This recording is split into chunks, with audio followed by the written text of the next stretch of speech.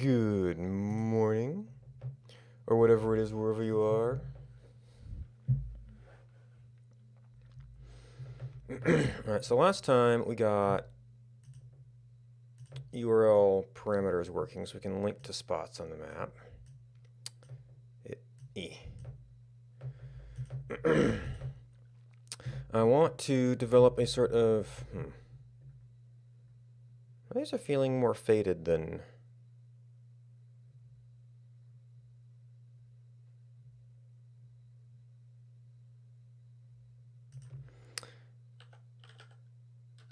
Is that actually a problem with... Oh.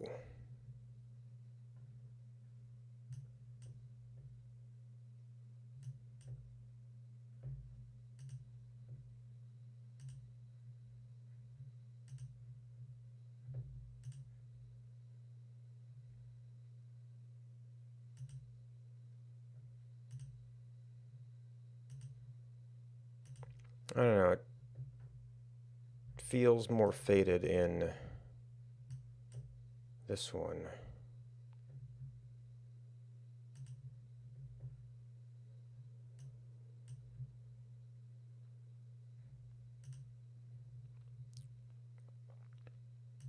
February 2019.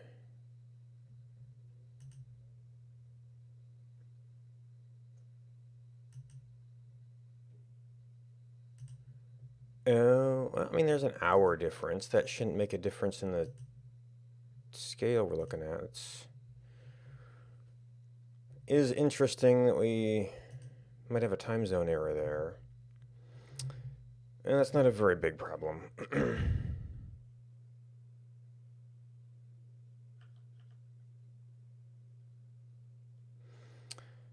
Alright, so we're going to want to start doing queries, which means you're going to need to know which URL to query. And we've got a config file for that, but right now it's available to JavaScript. I think I can take that and I can pass it to here as a parameter.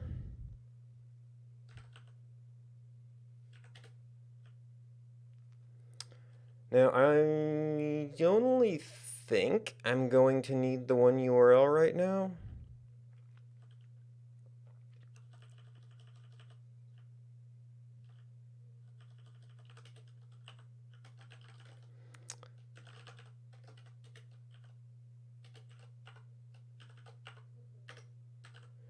Config.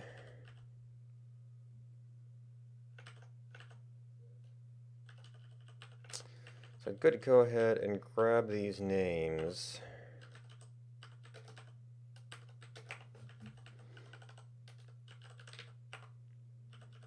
Or we could just say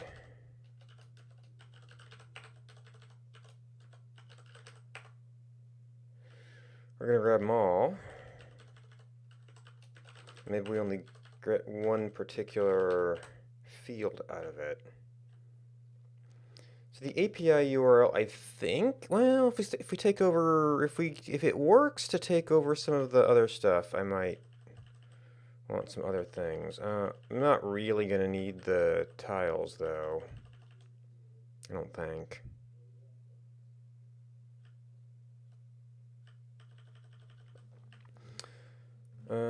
So the model...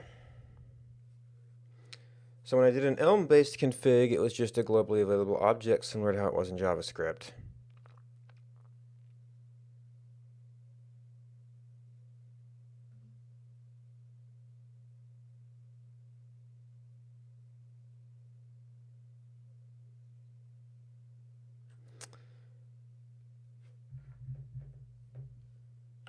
Alright, does that even compile?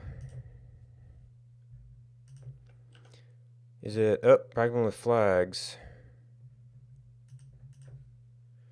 Oh, and it does actually care about all the fields.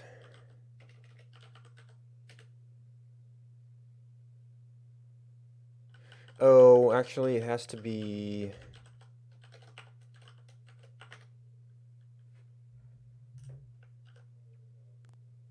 Okay.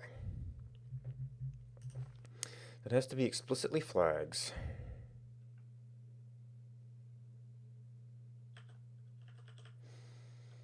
I don't think it cares about extra stuff.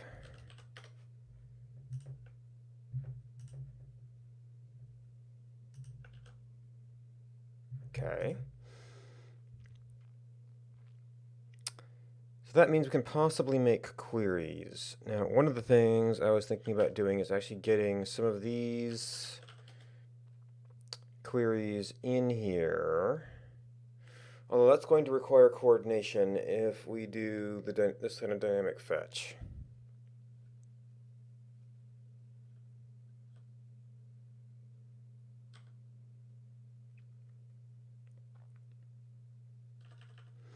And we've also got required to, yeah, so we're doing a lot of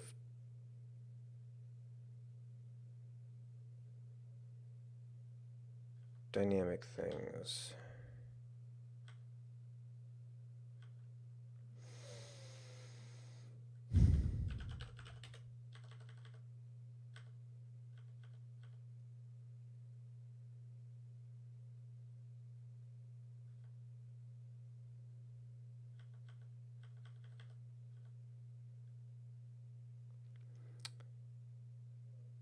Okay, so fetch monuments is actually fetching the server list, which then defines our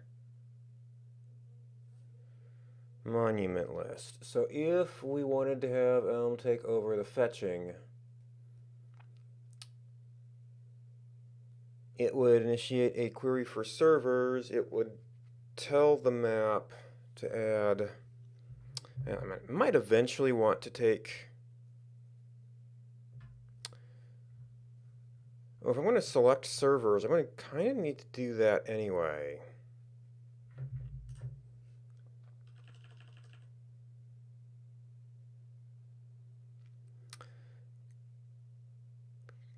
Because Elm was going to need a list of servers. Well, you know what? I need a place to put this search. That's. I mean, I guess config was actually jumping the gun a little bit. Map UI.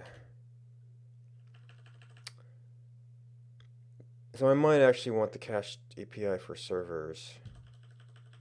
At which point I do need all fields that we're taking from the config.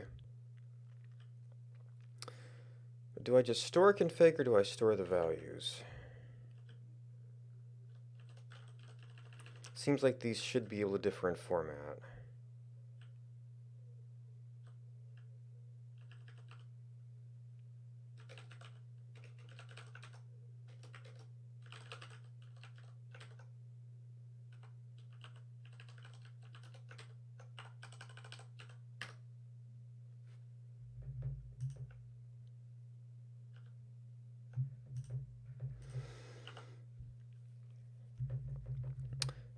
Okay, that was a simple one.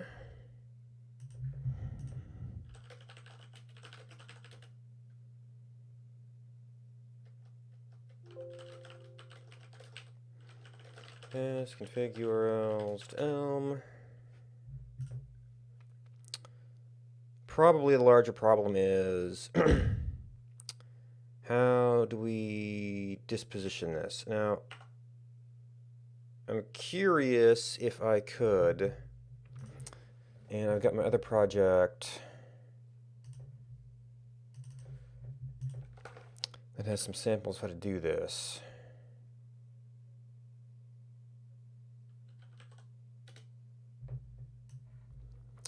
If we could use Elm UI, but we're going to have to start off with a test for that. Alright, element. We'd like to have our basic stuff. I don't know if I need anything else yet.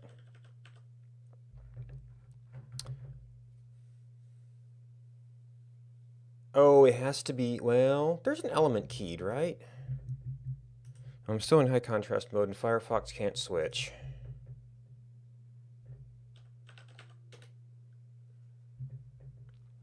I want to fix my start page again sometime too.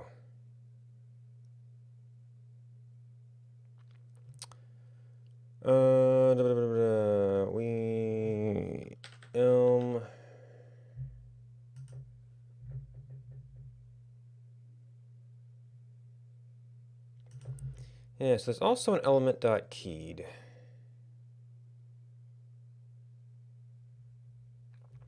And you just have, okay, so you do columns and rows where they did lists.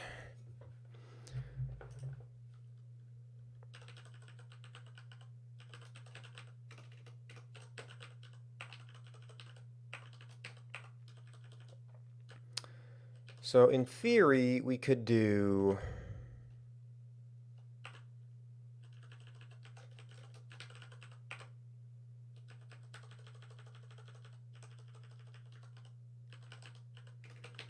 key.l, and it doesn't say what kind it is.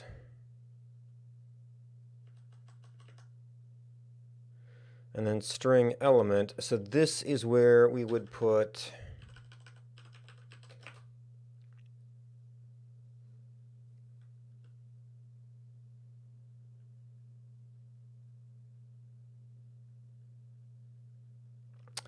well, really, it's just ID. Actually, do you have a hook for ID? Or, wait, do you have an attributes? No.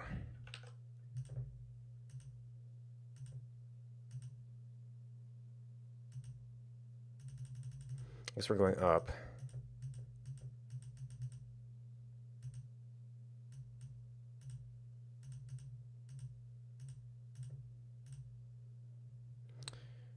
No, you don't. So we do have to stick with that. And we have to do HTML attribute.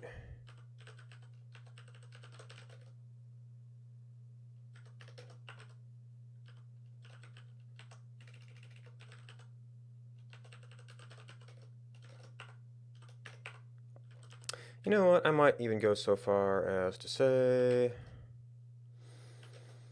ID is a string property attribute.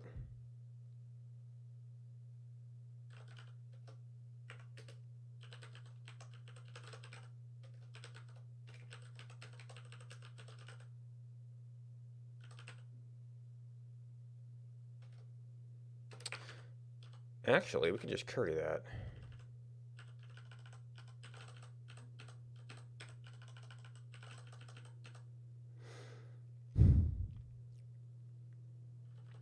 Now, would a regular element work here?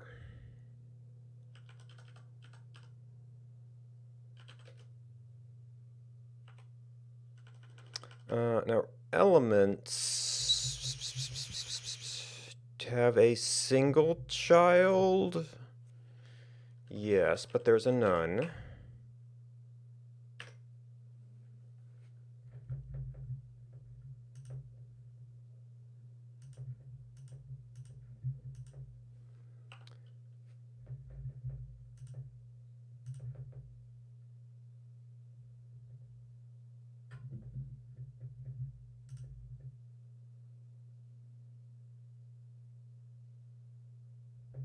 One point one. What do we have?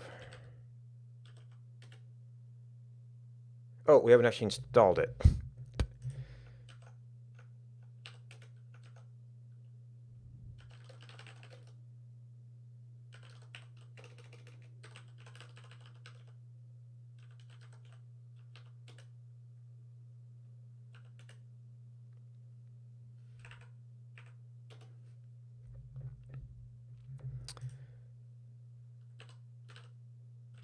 View. All right. So attribute.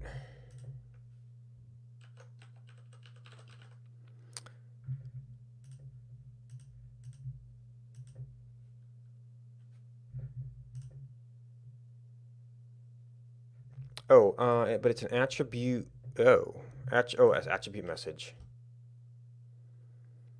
It's going to send view messages if it sends anything.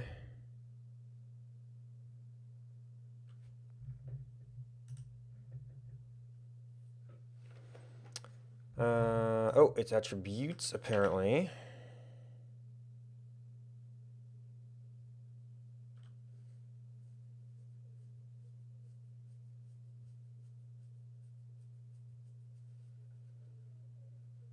HTML.attribute message.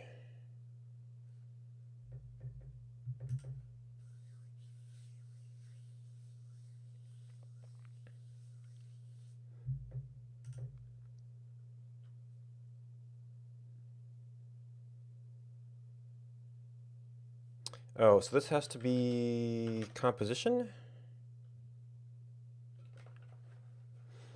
Argument to L.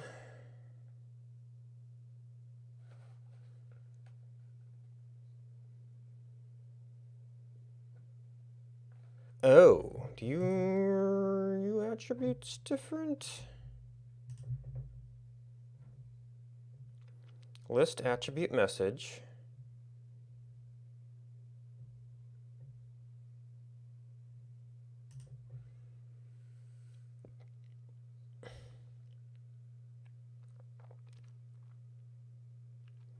String element message.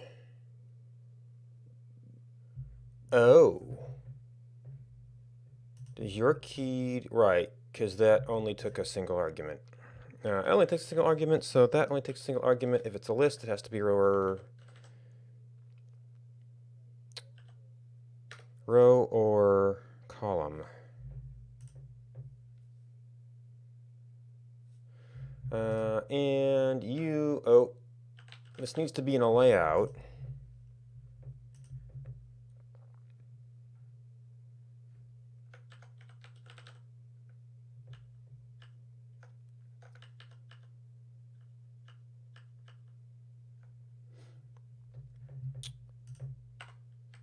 Layout attributes.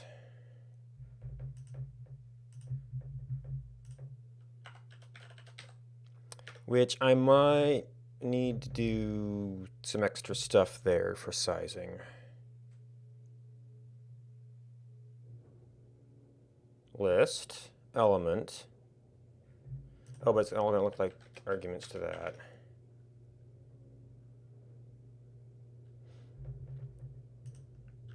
And this will probably completely break sizing.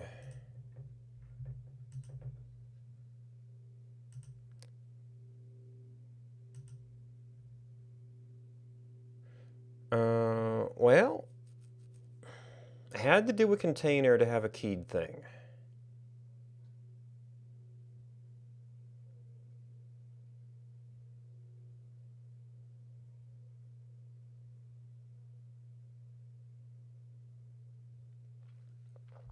Which is really kind of peculiar. It's like if we only, well, because you also have the keyed rows and columns. In which each element can have its own thing. So I guess making the child have the key makes more sense than...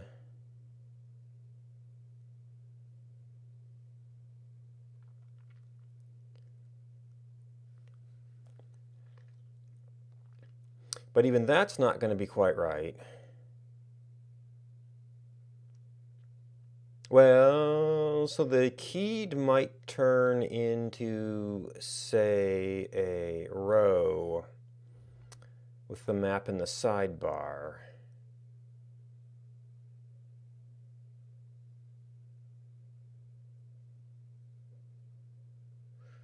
But a problem right now, I think, is that this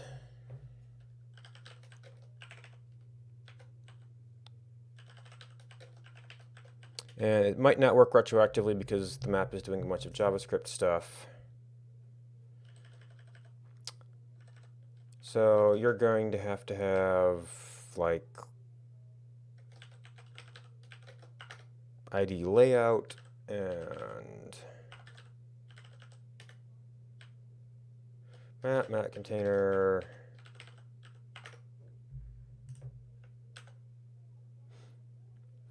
Okay, so it's got to be 100% all the way up. Now, what I eventually want to do with this is be able to split a piece off.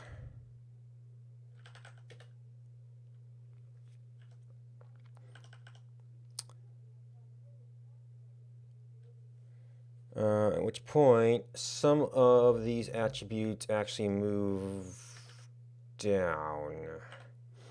So the element way of doing this would be to actually say width fill, height fill.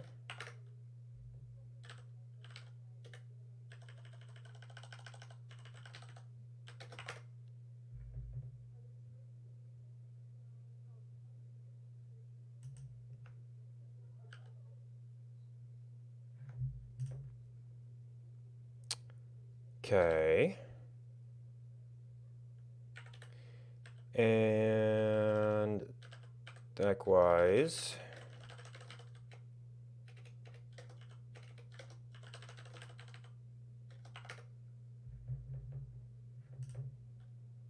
all right, it's not ID'd, so the style rules aren't going to matter much.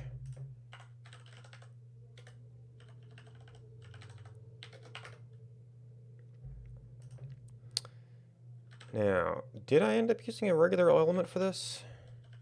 Yeah. Now, it still has to be an ID map.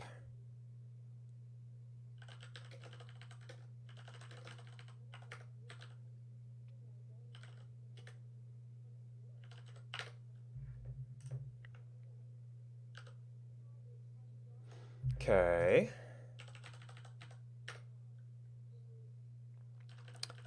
Now,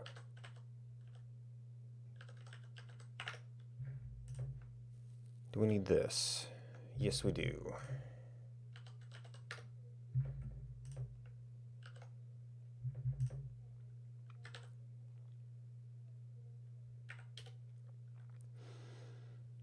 And the ultimate goal of this is to say,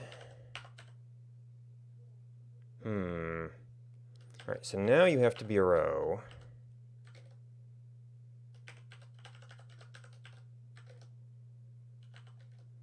I mean, you can just be, maybe not none.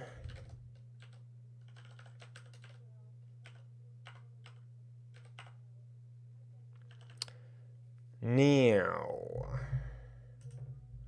how do you want to do breaking a layout?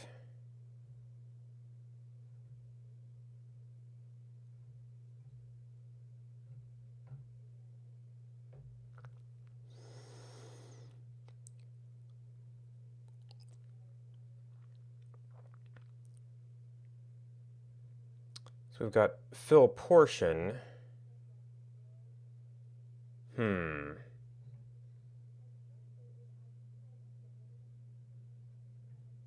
Maximum, minimum. So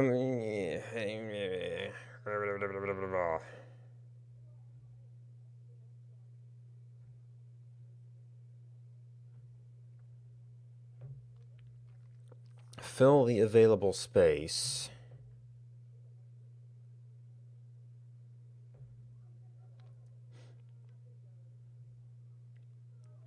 And unfortunately, it has to be in pixels.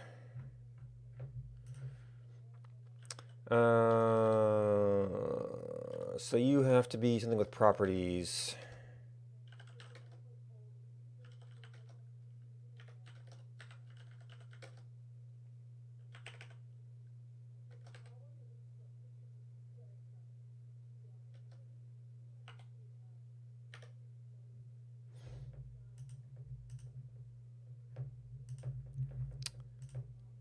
Okay, what are you upset about? Probably the text sidebar.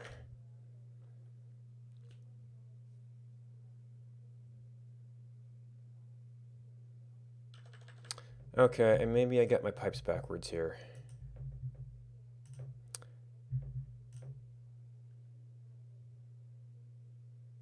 Ah, this is a modifier on fill, not on the width attribute.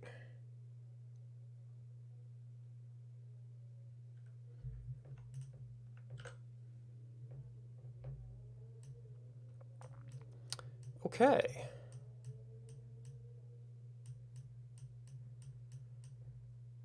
We'll have to play with the size of it, but we have a proof of concept. Oh, and apparently some of this also... Oh, no, that was actually selection.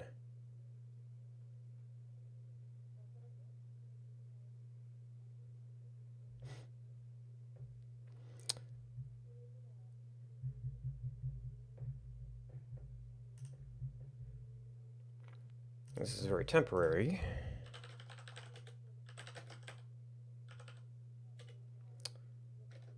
All right, we add that. We remove those rules.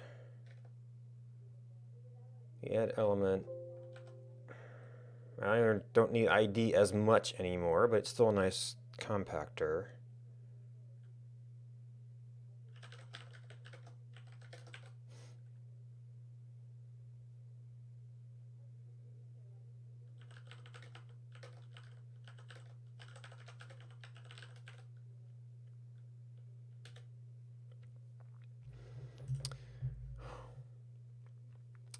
So I think the early implementation of this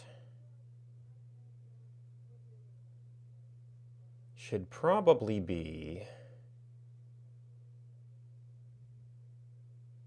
oh, that's part of it. Making this a child of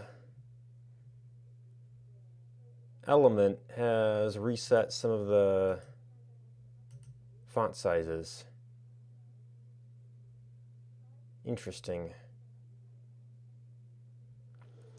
I think the easiest thing to do will be to pick a layer and say when that gets turned on. It'll be like our search result layer. And when that's turned on, then we have to toggle sidebar.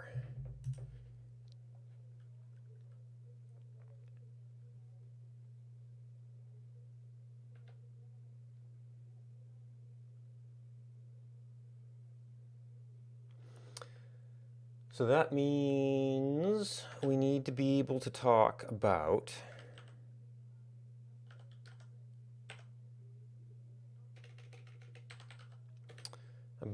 which sidebars are open. I guess I might end up with a close button here, but for now we just need to be informed what's happening on the map. So that would be an event. Now on the leaflet side, I'm guessing that we're going to have like a layer on, layer off type of scenario.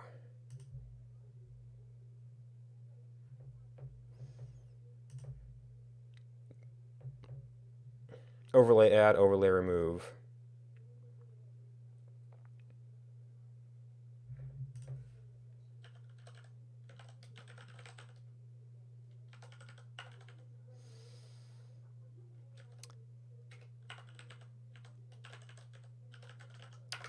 How are we going to talk about overlays?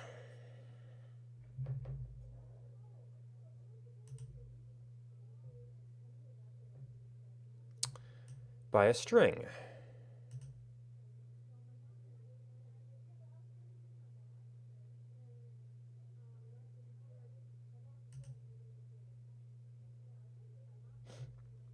Unless the layer can tell me something about itself.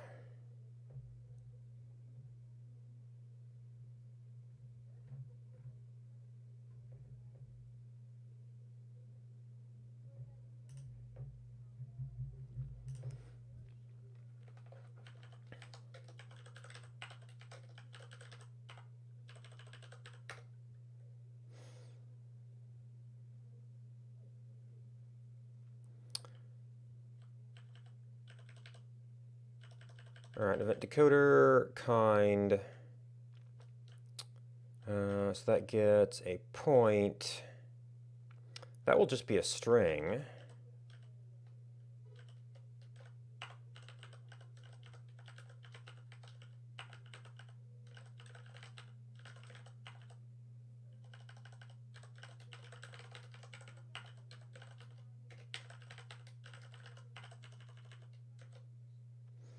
Which is a decode.string.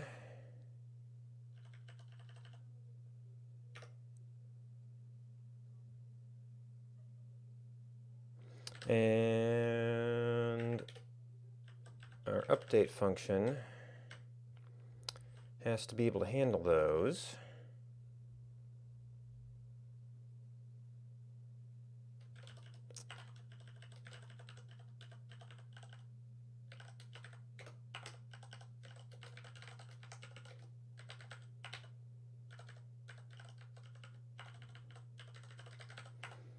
So for now, we just want to see if they happen.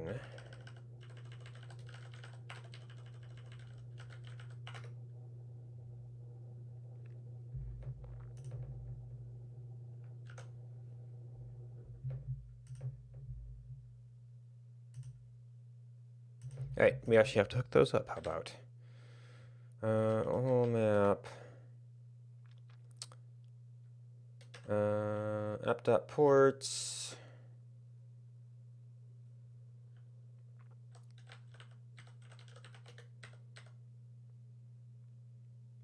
Leaflet event.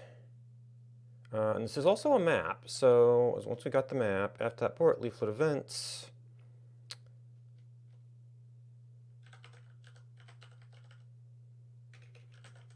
Okay, so we're not currently doing anything with that.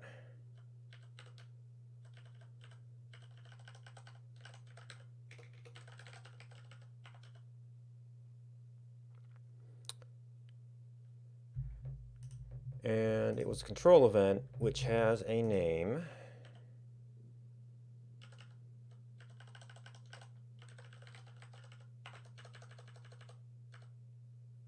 Oh, wait, you have to, it's not just that it's a second thing. It's actually going to be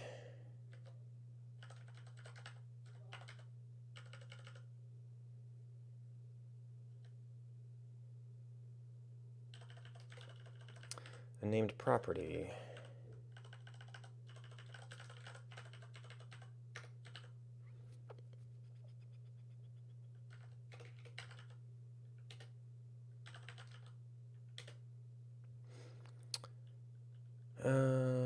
Oh no, wait, that's the code.map this function to point decoder. Set to code and then, but this is, okay, but it is a single field.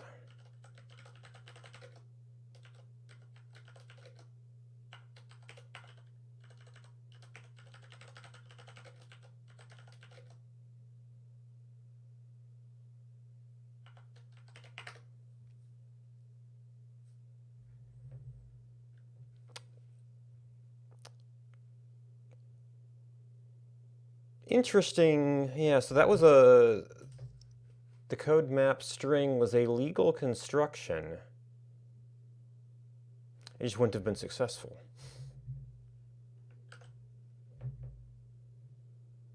Oh, and there's our ad. So names are possibly unfortunate way to talk about this.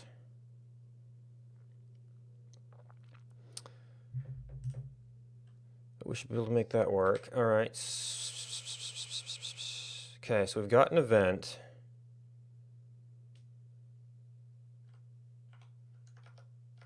We should checkpoint that.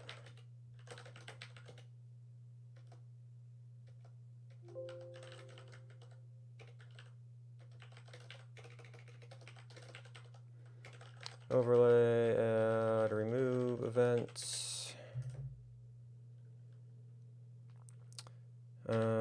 So a whole map.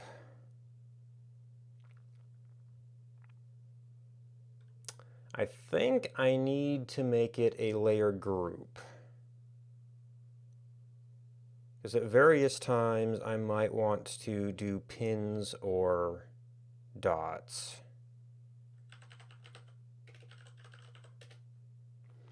L.layer group.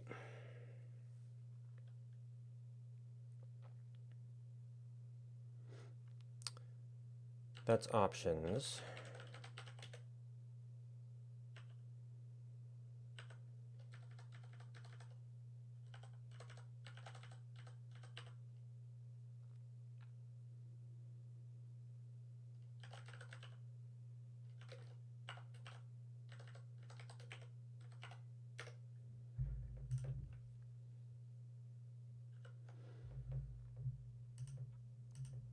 So we'll get a search for that, or an event for that. So then when we add remove,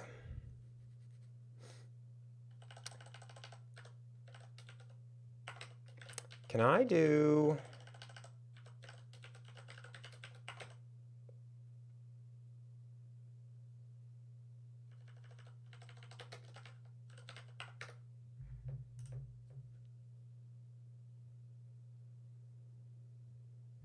No.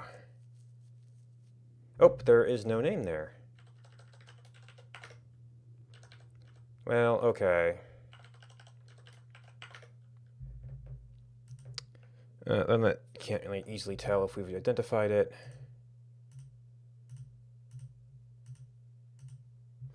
Okay, so yes, we can do that.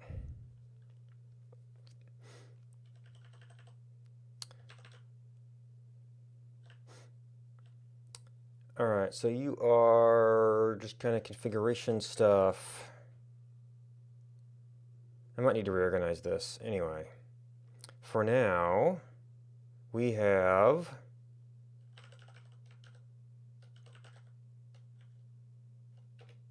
oops, because he's got copied from JSON. Bool.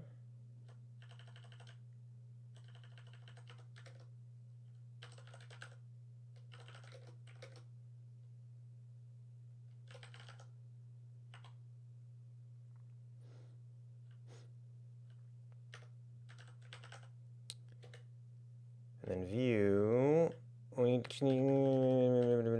Okay, so you're fill.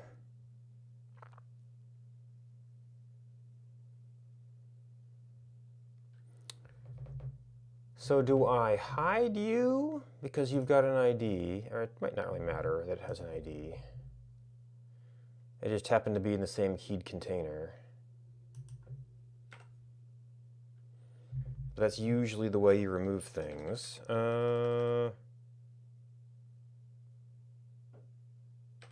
Or we could do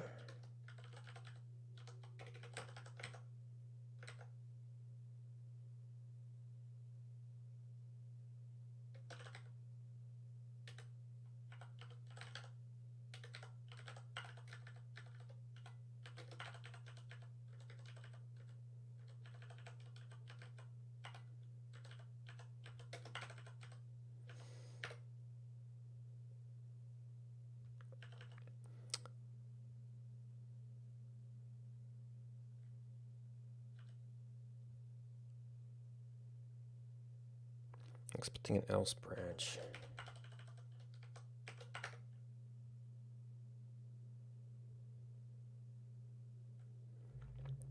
Okay, that seems to be not the thing it's unhappy about.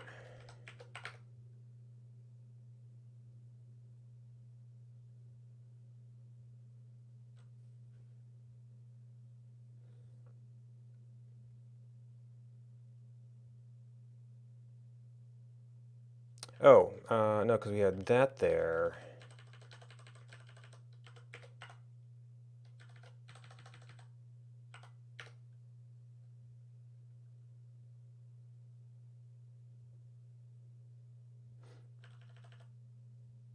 So we might actually want to do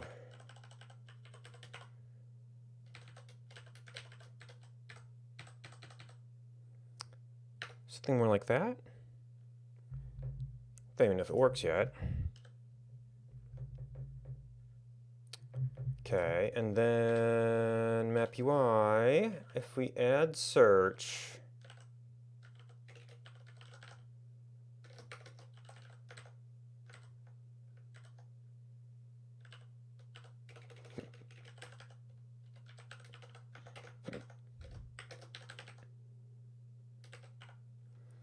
if we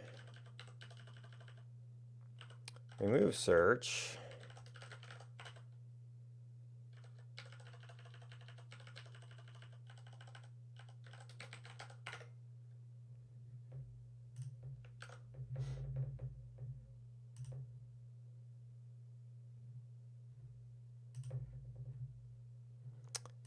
okay, I guess having it show up on the same side as this is a little bit disconcerting. I could possibly do, all right, so what is, there's map. And even though it's a ID'd element, okay, so that's only internally that it's tagged.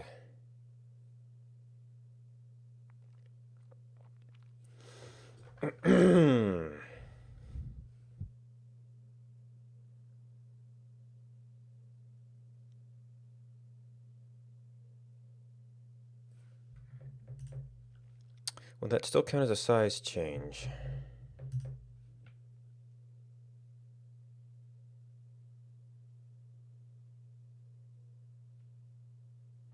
Yeah, because you would essentially appear.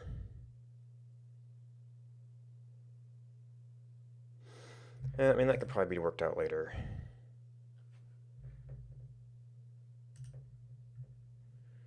And maybe I want to have some other control to do that.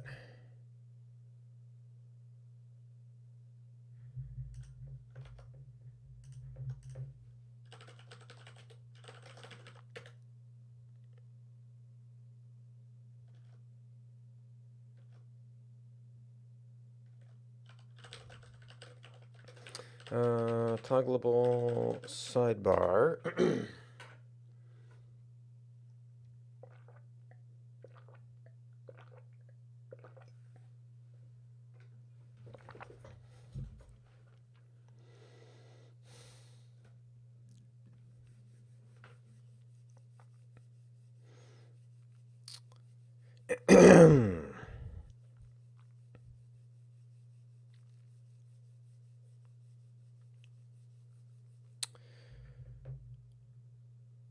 Alright, now, since we're doing this development right now, I probably just want to make this on by default.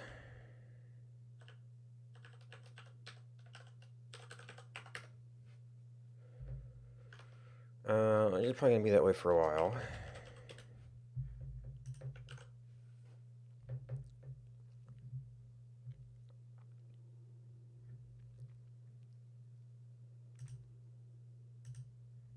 Oh, I was going to put it out of sync with this, but eh.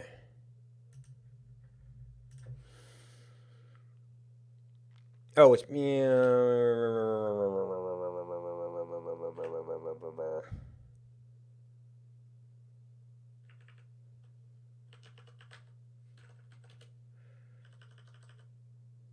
we don't have a map yet.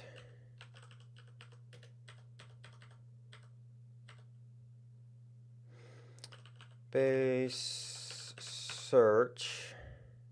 Wait, no, it's base.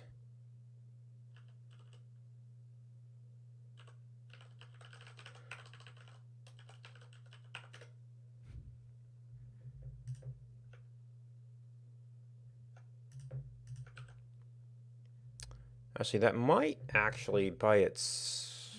Well, it's there, so if we do anything to it, it'll show up.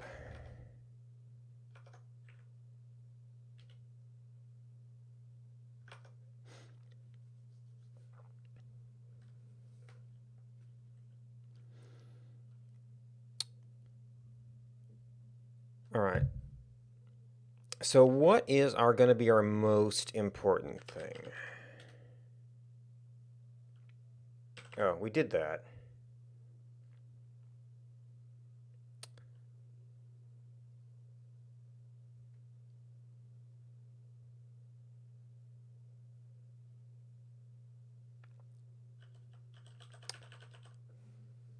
Yeah. So that is actually something we have a little bit of in our other project.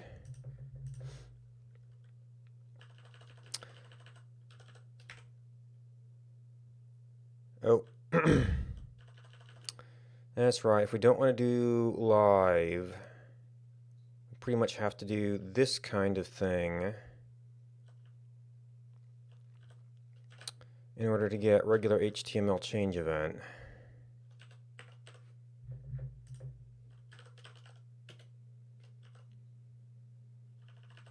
Okay, ID is total support code. Oh, I don't have... I defined remote data here so we could both use it. I did.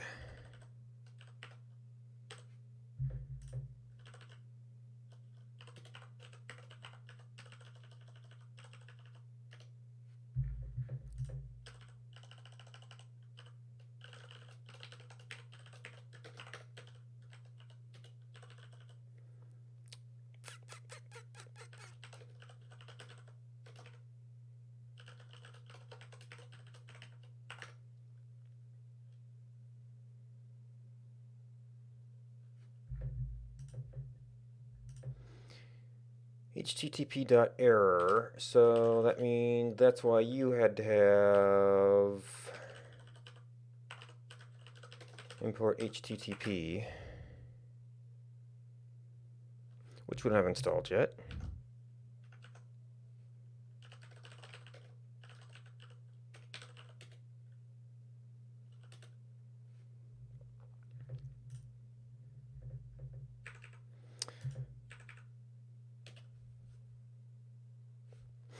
Okay.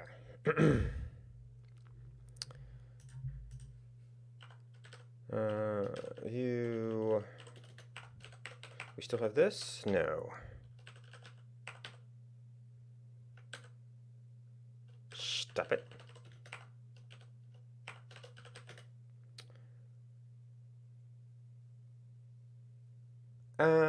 Could have blank line above it, but I don't see that as ending up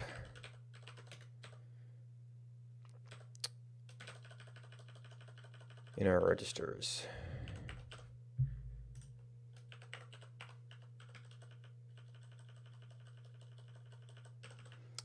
And our element message is going to be a search string.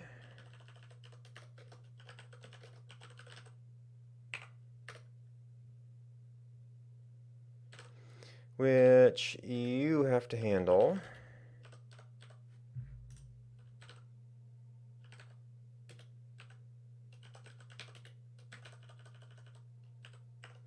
Probably going to be similar to that.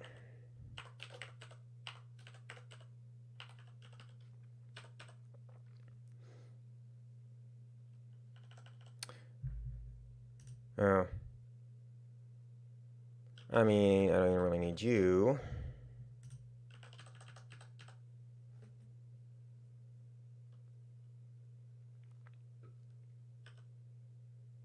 Loading is from remote data.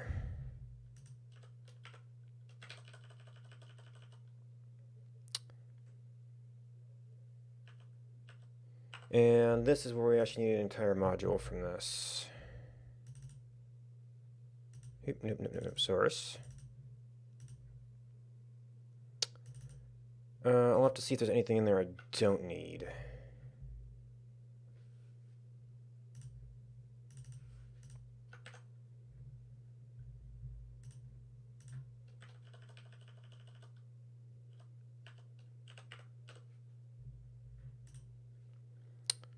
Oh, and I guess I'm going to need a life reference for that. Okay, so there's some URL stuff.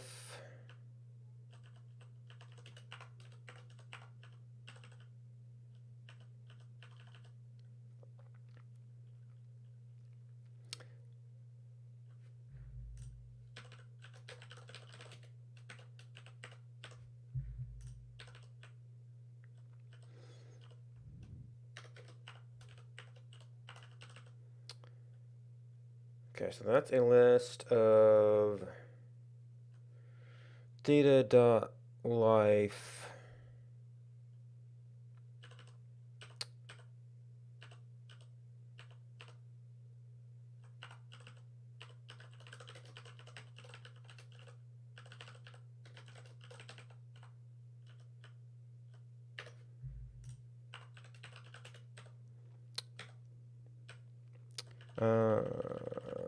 Yeah, so this is actually going to be a different model here, because we care about location. I might end up caring about some of the other things. I guess generation can be, well, that's more on the drawing side.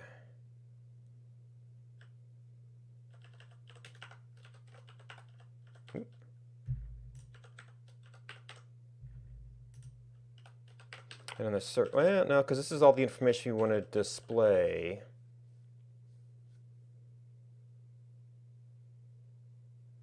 I might, yeah, because we could send over an immediate point for this person if we had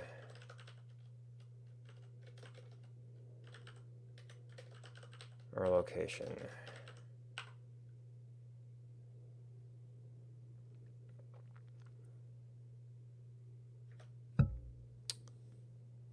Sovereignty epoch, we need to go find stuff.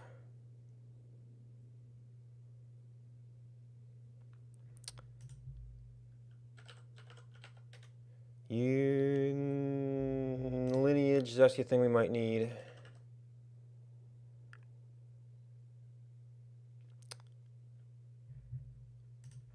Alright, I renamed chain generation.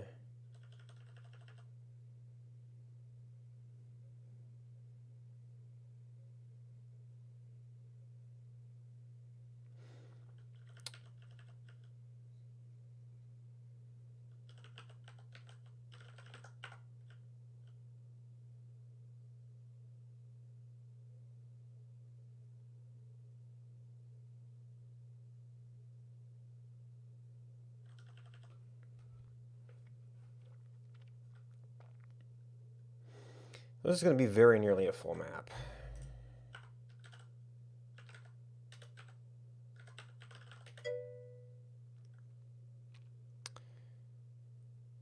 Hello.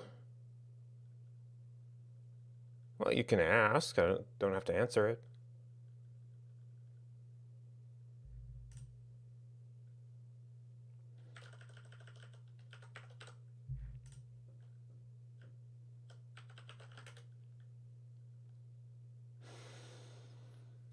Well, the institution of Nobel Prizes probably predates computer science, and there may not have been anything that institution felt contributed to society enough.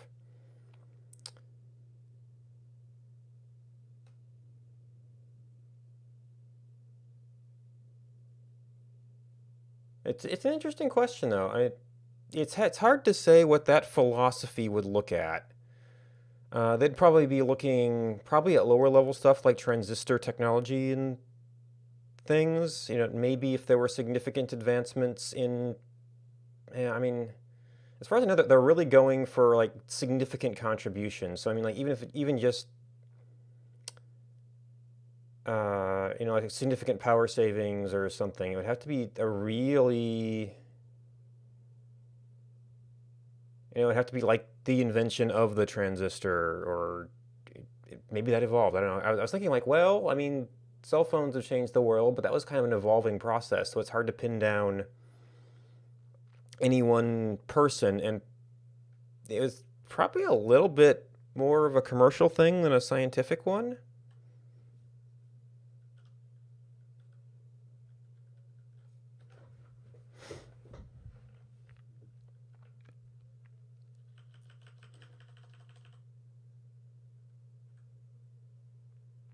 Yeah, so the Nobel Prize is probably composed of people from some of the more traditional sciences.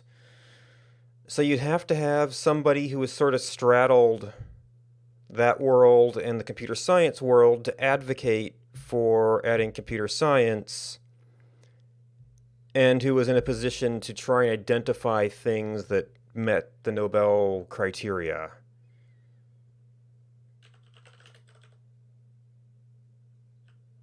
Which that's probably available somewhere. So one starting point would be to say, what are the conditions for a Nobel Prize? See if there is, I don't know if it's like, academic, traditional academic research published in certain places.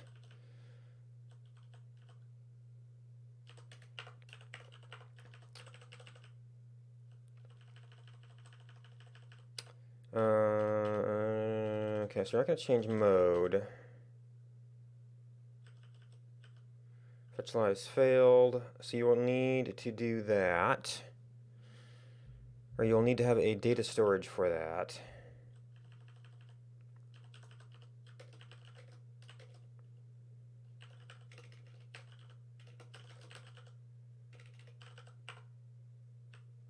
Which will have to start empty. Oh no, you're going to be remote data.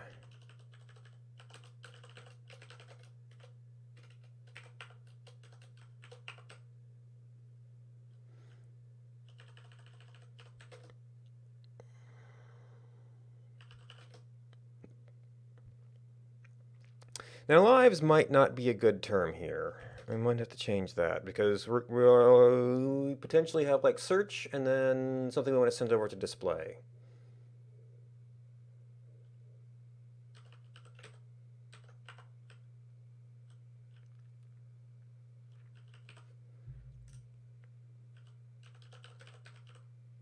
Okay, so we have fetch matching lives. Didn't I do that? Yes. So we have the translation.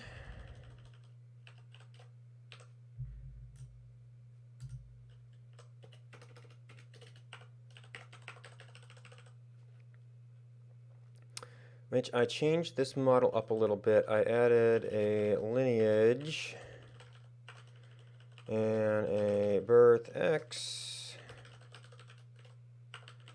and a birth Y.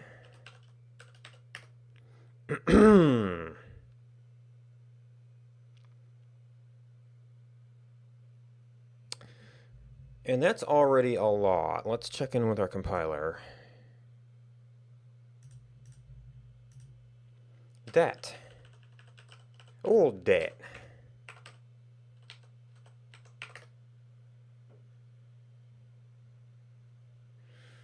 Oh, I might have to. I meant to install that.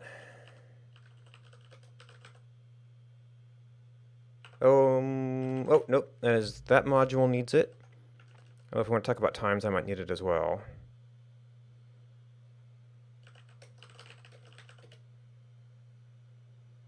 Nope.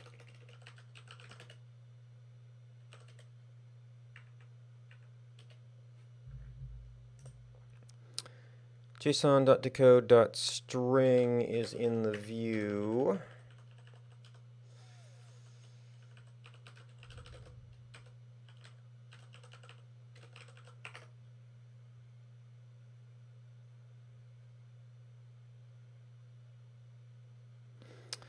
Probably didn't pull over a helper.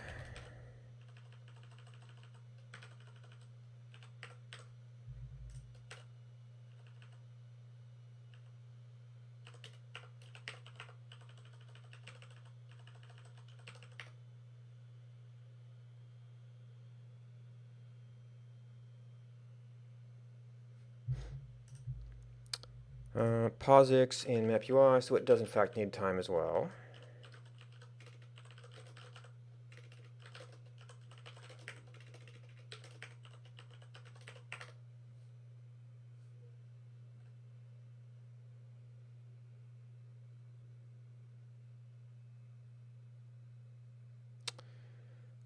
And then you need to be able to talk about HTTP.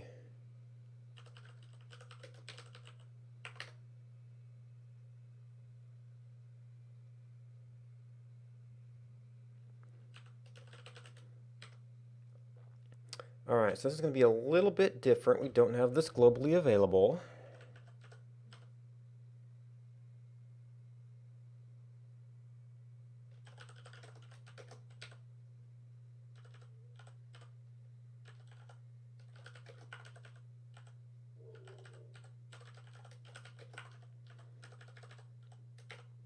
Fetch matching lives is going to be from model dot API URL, because we don't expect those to be exceptionally cacheable. Search term. Yeah, actually we might want that.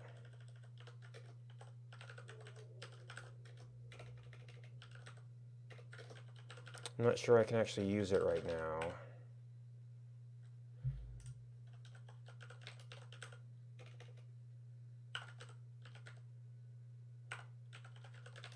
So it's not used here.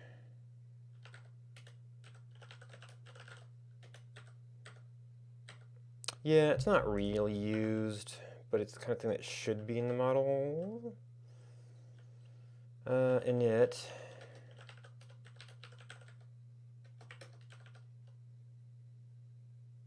I guess it can actually be nothing.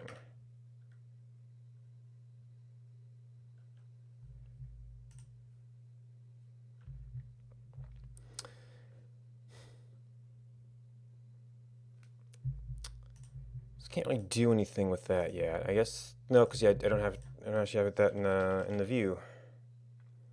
So search box. Yeah, do we do?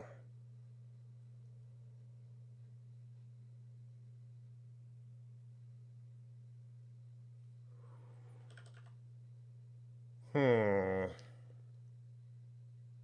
I think I want to do it at this level.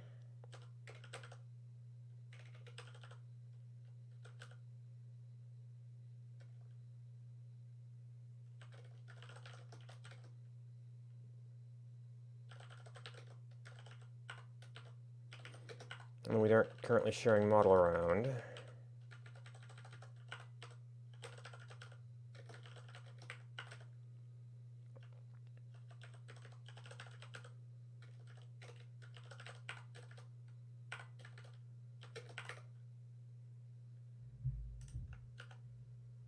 Okay, I didn't really change anything. So the only thing I don't like about this is my sizing attributes are down in this thing. So we've got a parent. Now, maybe the parent isn't still an L.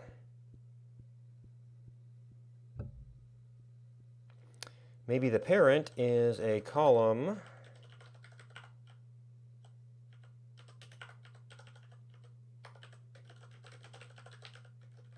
with a search box in it.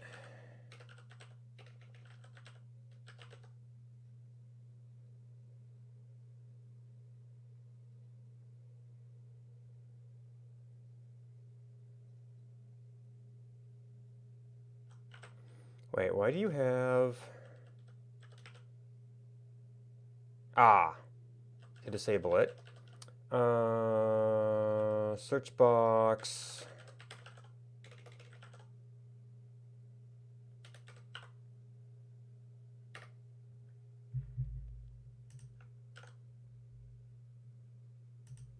Yeah, so we're going to have to work on the layout of this.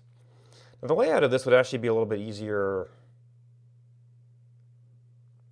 So the thing I actually need HTML for...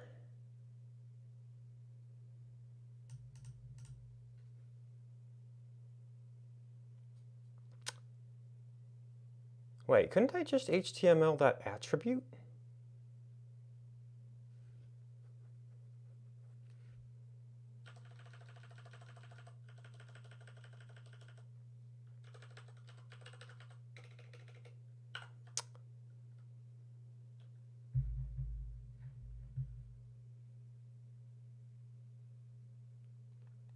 Oh, maybe not, because it creates an entire structure around it.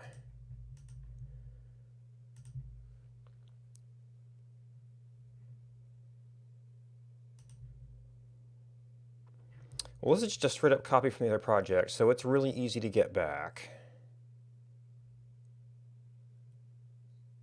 Well, see, no.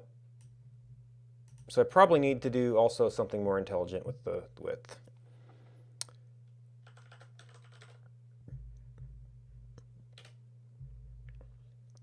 Okay, so we make a request. Database has to wake up a little bit. And if we were in a better position, we could actually display that.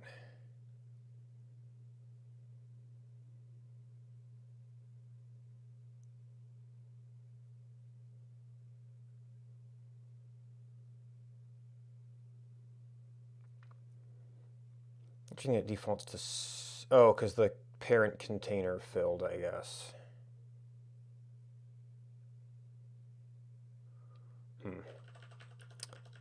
Okay, well, that's actually already a lot of code. I don't actually want to mess with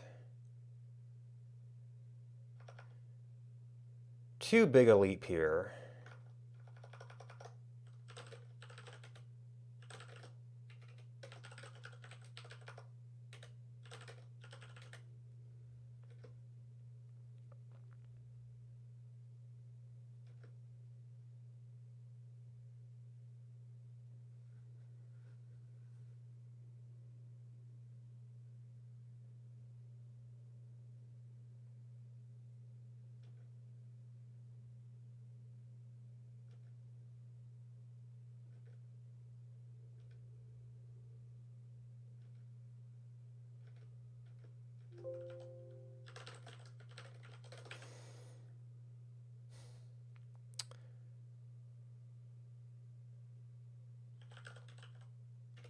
Just kind of import search field and request for matching lives.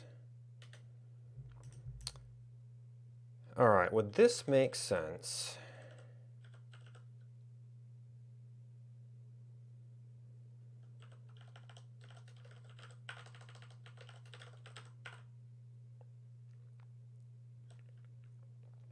Because I know that they have relatively, or Elements has a relatively nice way of doing the titles better. So it would look like text input.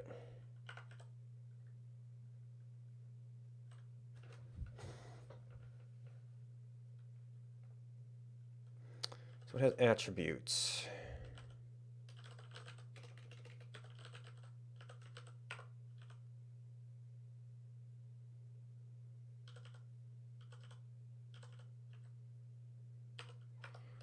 It has, now it has to be a string to message.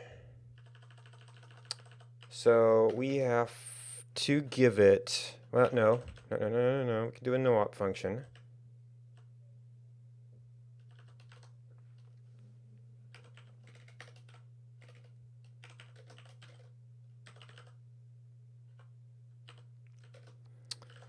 We have to give it a text, which is, no, it's the value.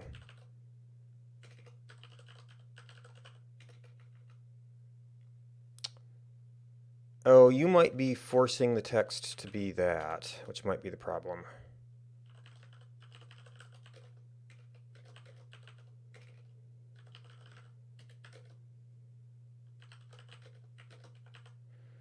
And that is specifically a label,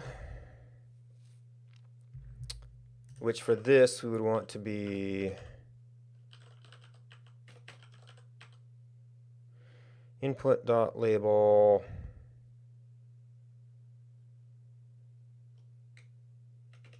no.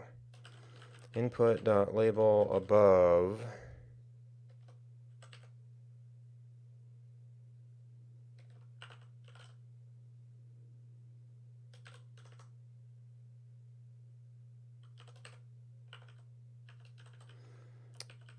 and in your attributes,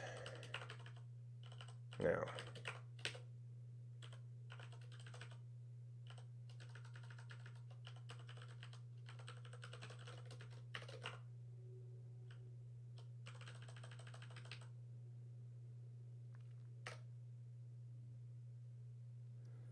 Oh, no, this is assigning, not defining.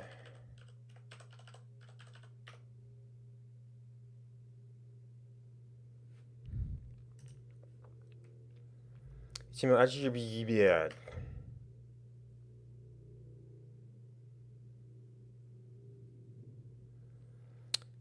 Expects 2 arguments.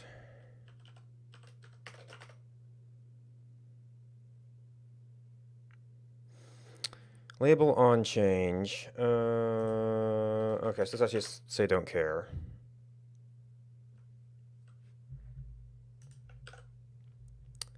So that looks nice, but I can't type in it.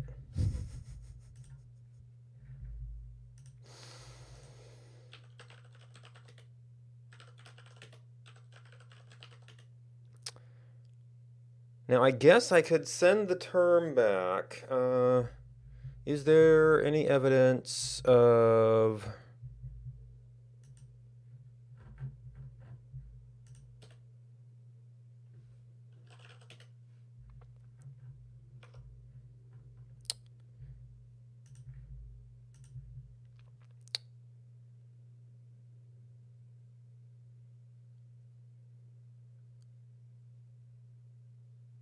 Yeah, so I don't know what it put the HTML attribute on. Probably not on the right thing.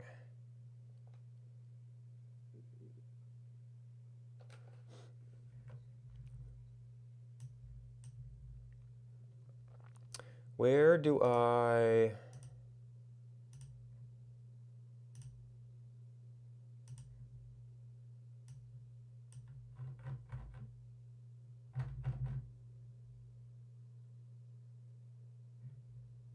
Is that debugger? What expressions? Where do I see bound events?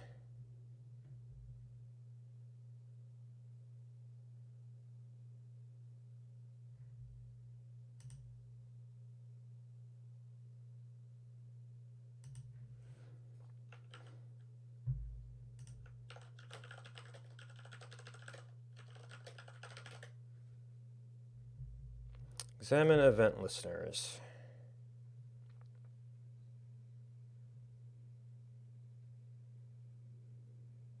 Oh, okay, so it's in there. So this looks like the top level of that thing. It's flex, flex, flex.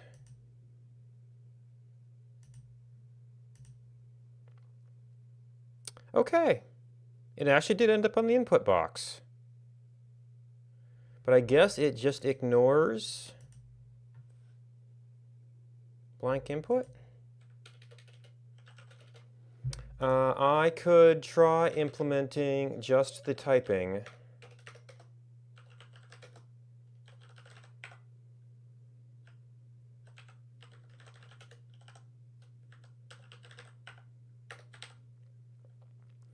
To go in here.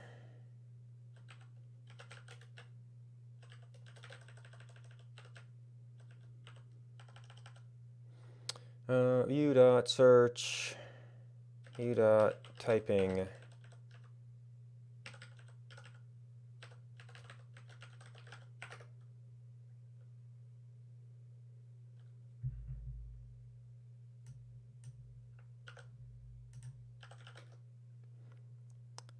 Oh, right, we just didn't actually implement that in the view.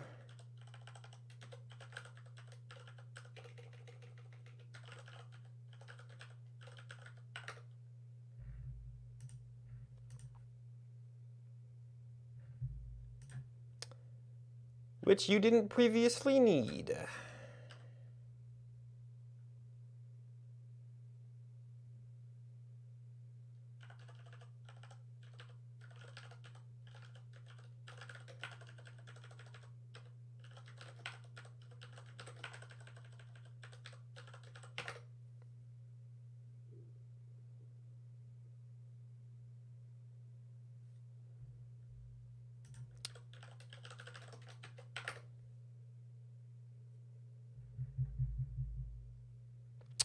Oh my gosh.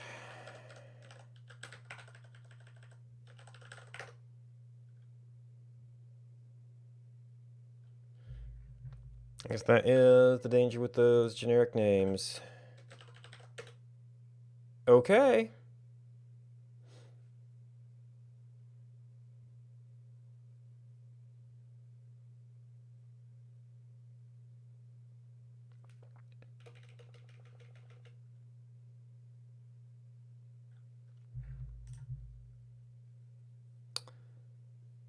So that lets us use all their layout stuff. We might want more padding. Oh. Padding doesn't matter? Well, maybe it's feeling too cramped.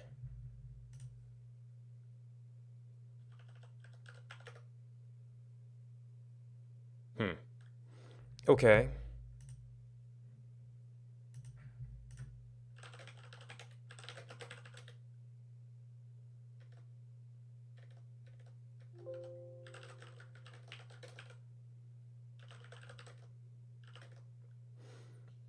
Convert to Elm UI input box with change event.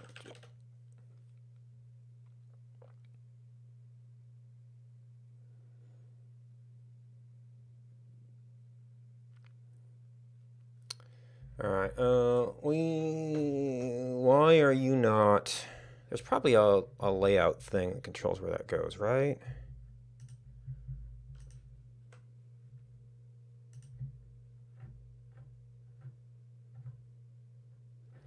text layout.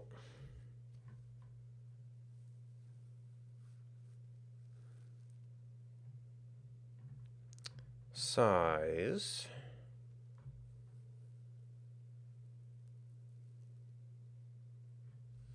Align top.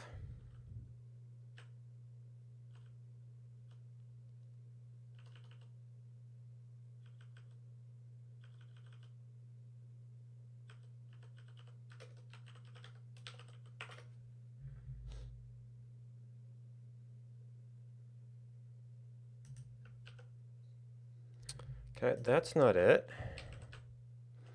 Maybe you need to be aligned top? Okay.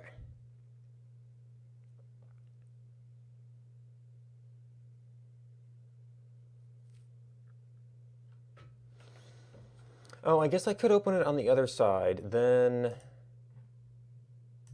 this thing wouldn't be changing out from under you.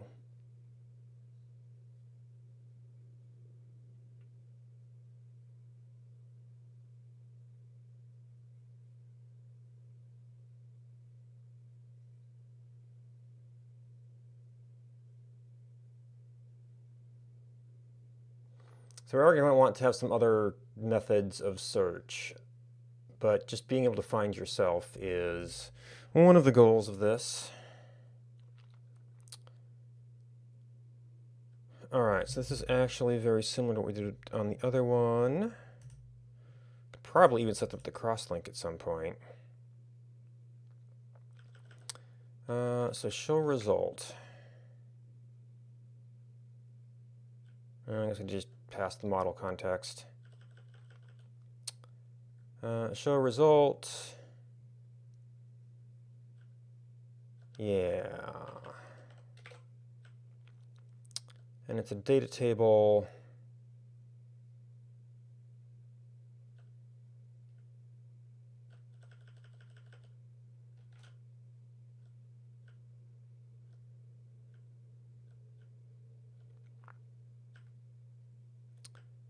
Show matching lives.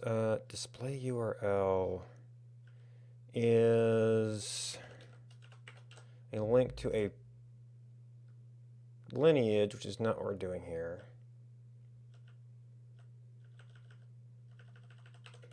Your support code.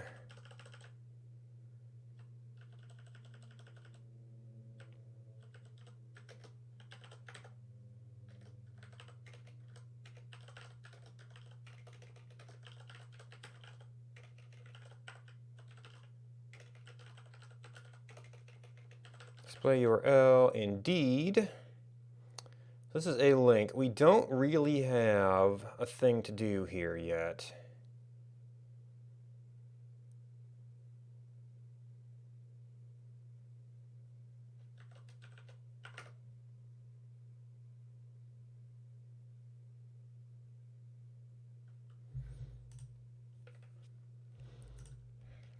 And this is where we did some of this stuff.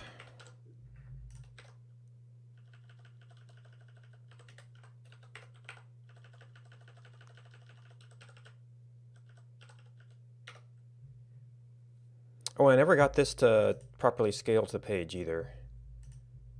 Did all the window height stuff. Oh, nope, you're still error. I haven't imported font yet.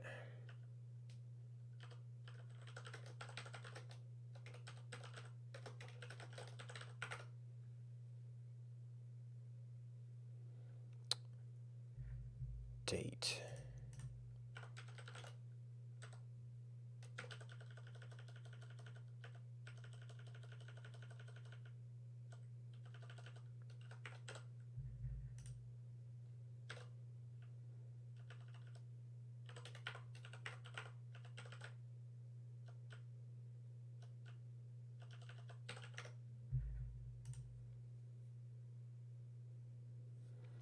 POSIX.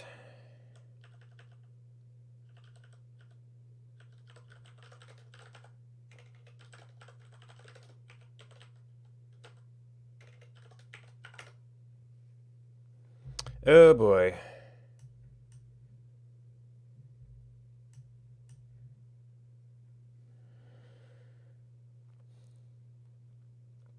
So view is not compatible.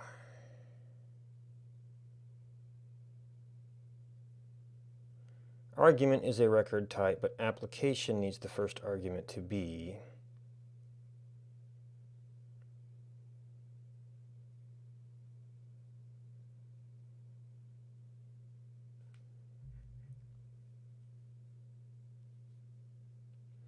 Maybe zone should be center.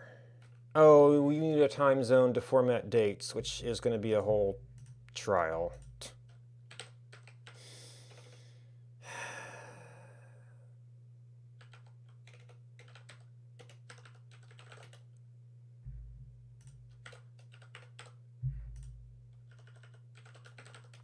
You don't deal with URLs. No, you have to. All right, current zone. We're going to have a startup command.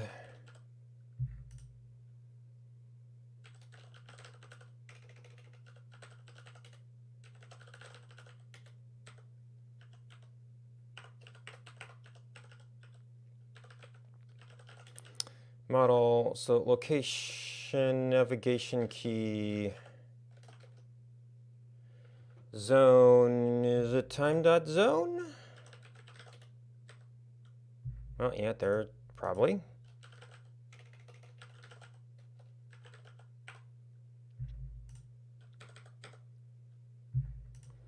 Alias model, we init.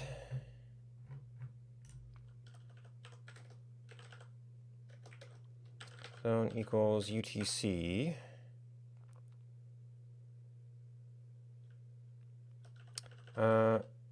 Yep. So this has to become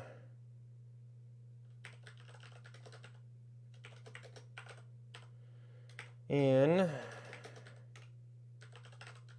model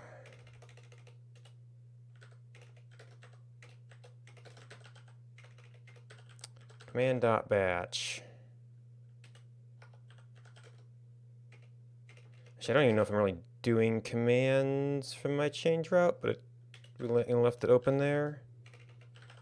Oh yes, we're changing. Yeah, we're changing our. We're very specifically changing our URL.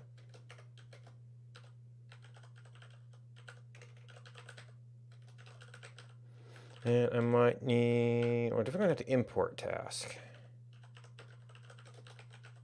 I think that's part of core.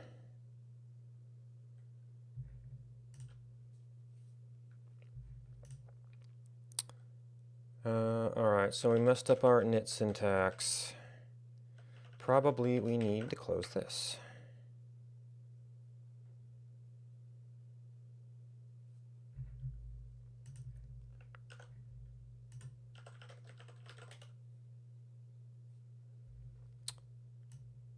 Okay, and data table. Okay, we have to investigate our scrolling solution. Although I think it was the whole page scrolling there, not just the little section. There's a link to nothing.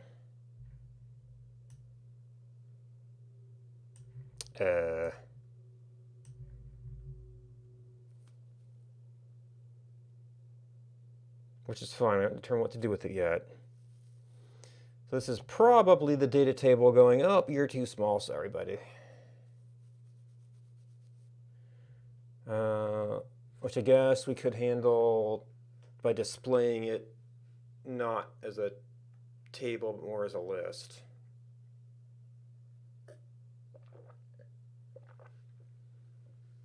With some smaller text. All right, well, all that time zone stuff and such was still a bit of a trial. I can't even display the date.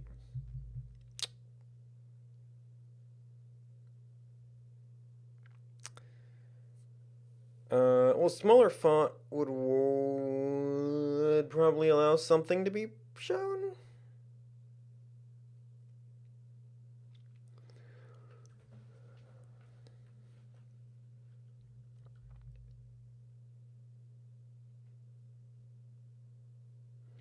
And actually, even this could be something.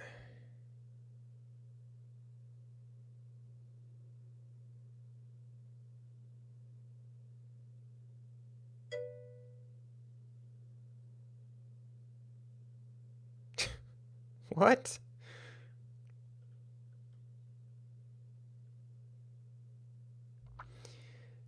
Paint you like a lifelog. That's an extremely abstract request. What are you doing, Lizzie? Alright. It's like done all that stuff to draw. Well, I guess I'm gonna want the pieces. Okay. I'm gonna want the pieces when I actually get to formatting stuff. The search.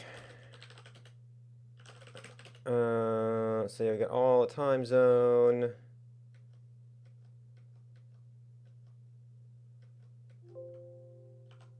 Which mostly cut off. Import result display table getting cut off. So like I said, well, that was the main thing. We had to go deal with the time zones. All right. So we don't want to use table for that. We want to use some sort of list with some smaller additional data elements.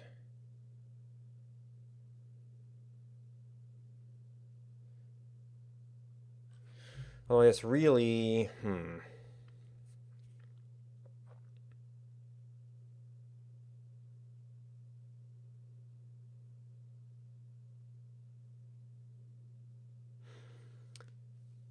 So we've got fuzzy search, so I'm not sure I want to display all of these, but I guess we display a bunch of points and then would pin ones we clicked on, which is really the more important thing than formatting the results, although, well, it's going to be useful for distinguishing.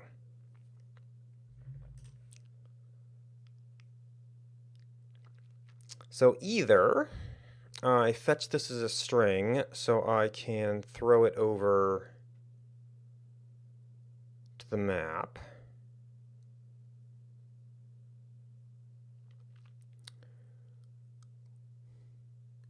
Or I need to be able to re-encode it.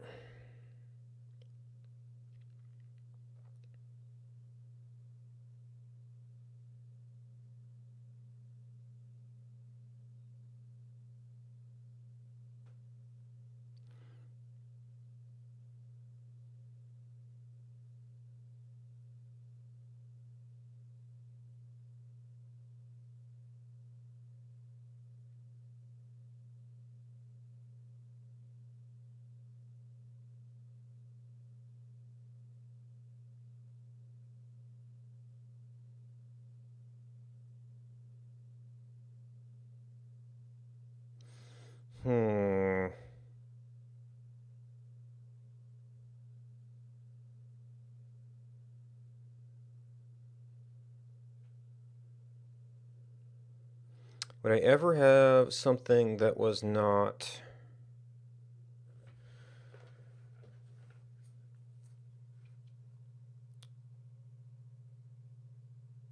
coming from the data server?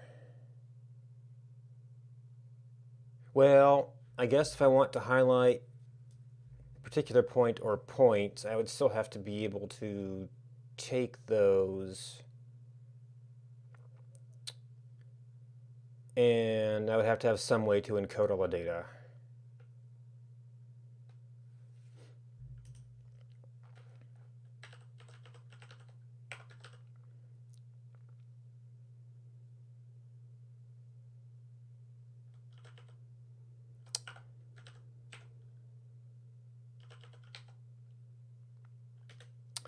Means we kind of need to be able to do the inverse of this thing because that's the type of stuff the map understands. We need to find the structures elsewhere. So usually when I'm getting API data, I only need that for the decode and I can put it there.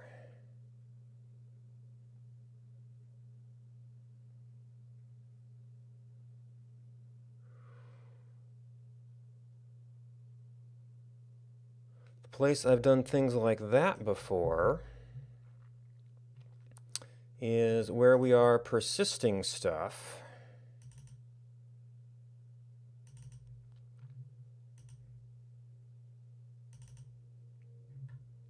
In which case, the base level module defines the data.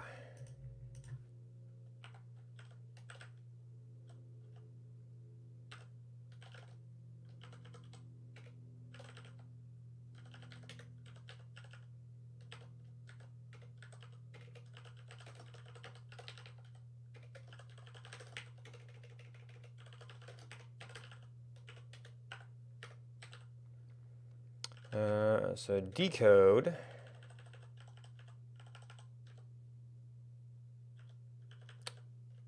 doesn't have that to expose. Well, I guess I got to re-expose it.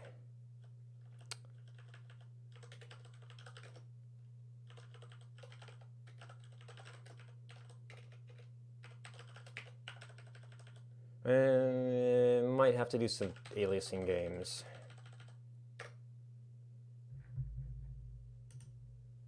Be able to do that.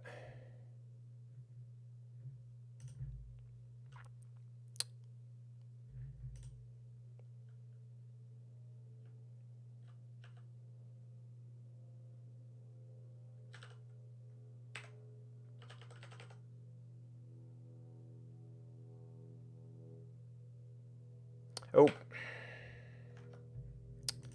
I'm not in the source directory.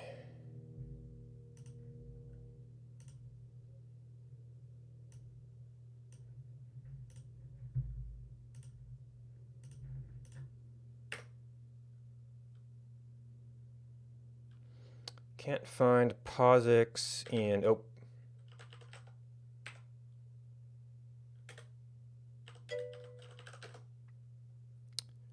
No, this is a map of a game world, but it's more web dev, probably.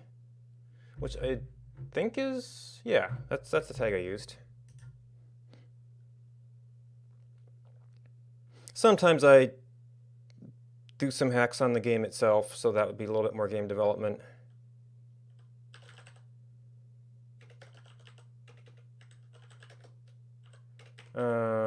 I keep thinking I should poke around with some game stuff sometime, but haven't gotten around to it yet. And the backlog isn't getting any shorter. Alright, so now our life stuff.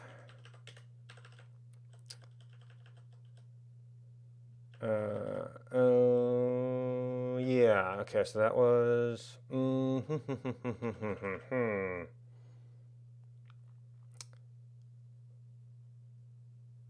Yeah, because we're encoding and decoding, we're going to want to use similar names.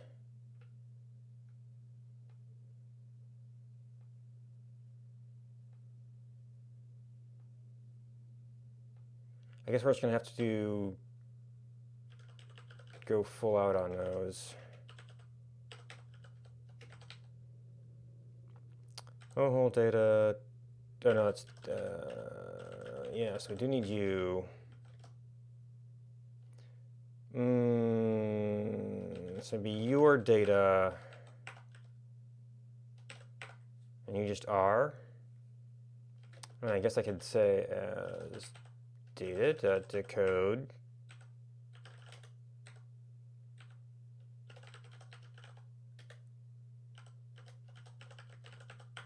Because we're going to be adding an encoder, and that would become ambiguous.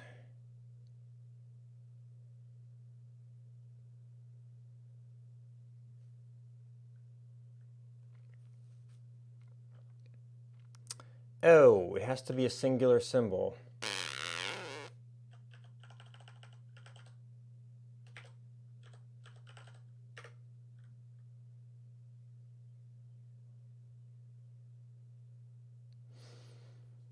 That's interestingly asymmetric. Okay. Then we can take our decoder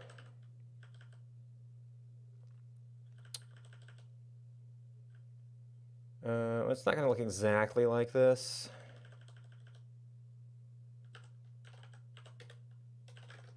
source, whole data.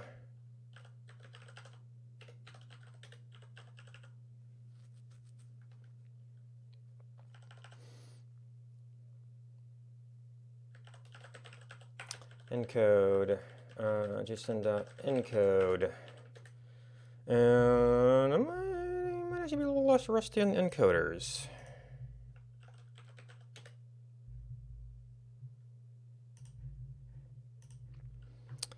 All right. Encode a value. All right, so this is far more functional with no sort of magic types around it. So if we want to turn lives is a encode. Okay, that's the top level. Yeah. So this is going to be a life to a string, or to a value. You can turn it into a string if you want to. Lives life. We need to have a top level object. Oh, I guess I did do some of this for the ports.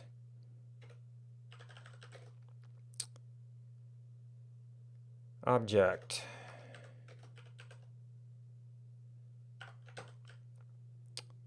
And it says kind of the inverse of that. Birth x as a int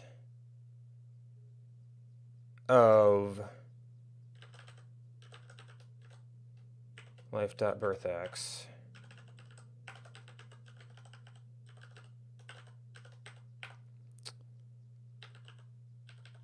Oh, I might have to do some stuff with timestamp.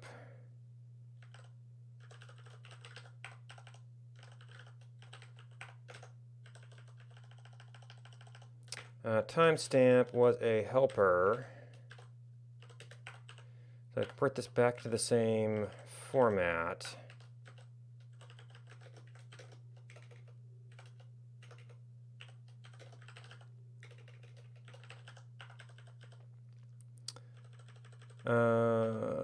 Okay, so an int of...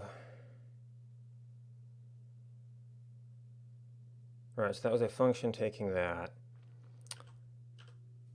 This is going to be a time that is going to kind of invert this.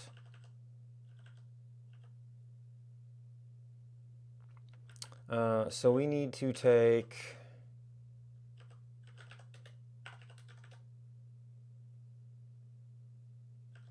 time, POSIX to millis. We need to divide it by 1,000 and then call it an int.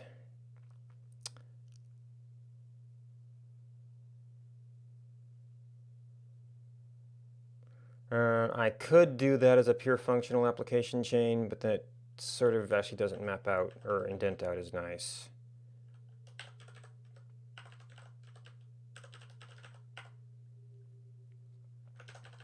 All right, birth time, chain. I think I still called this chain. Yeah, in this one it's chain. Lineage, lineage, name, name. Now, how do we handle...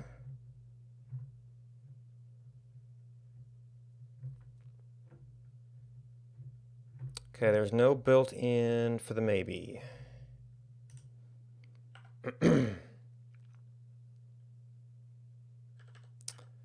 So this is just life.name, maybe.map to string, and maybe dot with default null. It's going to be overcomplicated. Server ID.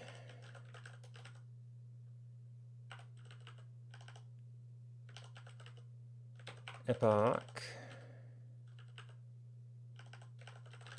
player ID,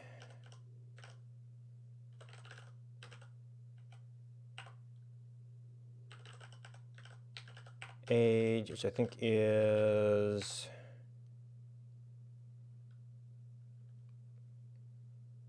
apparently we had some nulls in there before, but that should just be able to translate.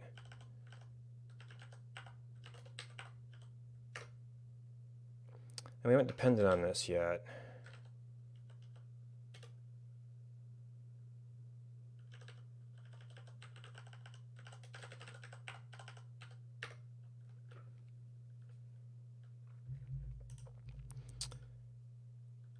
Oh, your map is probably different if you've got it at all. Oh yeah, a map of what? All right, so time. So actually, you're just POSIX to millis, and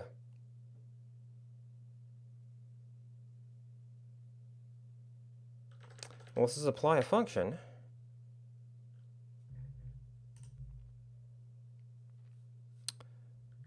Oh. So that would be like a core thing.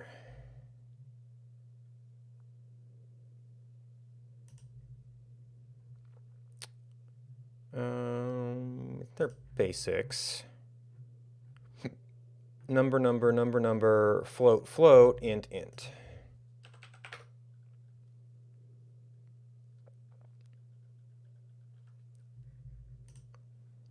Argument is value. Life.name. Oops, you are...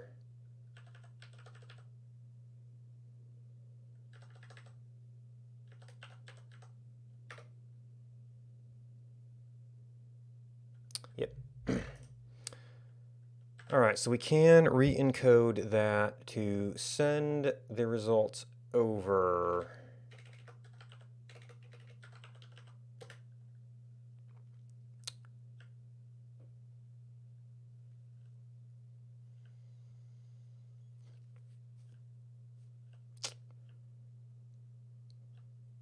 So when we fetch results, I guess just a quick and dirty thing would be to somehow send that to the map to display it. I'll decide how I want to display that, which means we're going to need a port for that.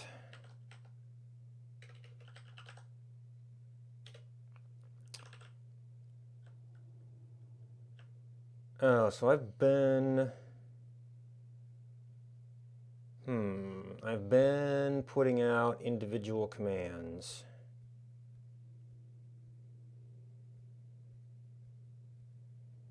So it does get run through a command port, but I've been providing individual functions.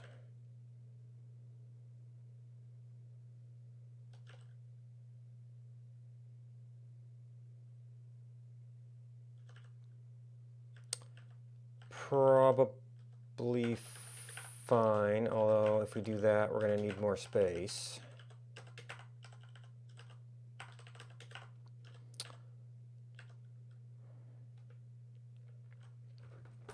So this is going to be displaying an entire result set.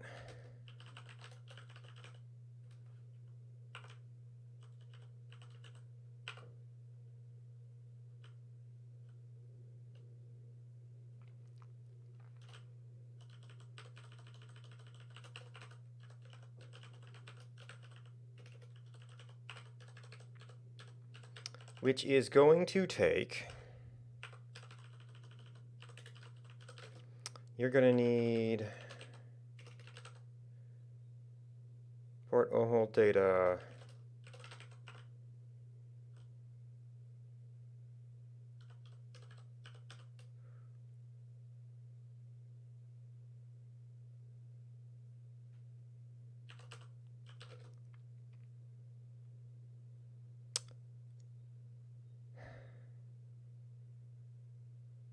I could have this handle the whole re-encoding process, but then I'd have to have them share the definition of what kind of life they're using.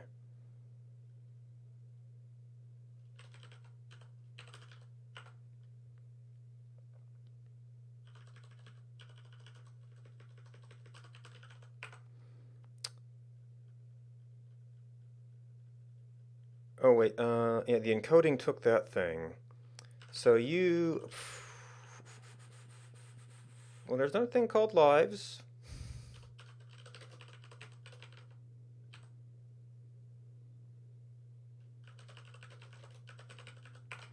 So those will probably compatible. All right, so encode.object.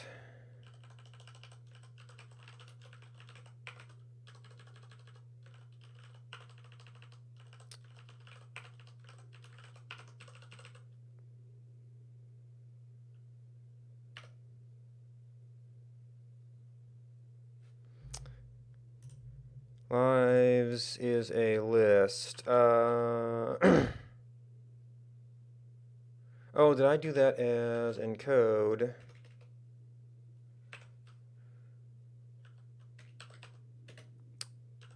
Yes, this is really a life.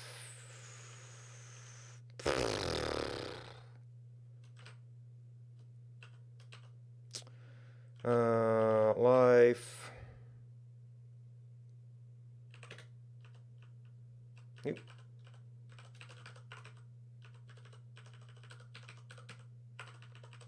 And then lives is a list life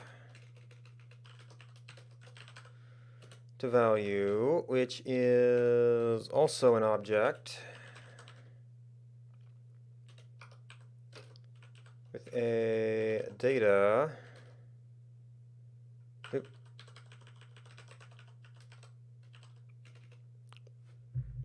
That should be list.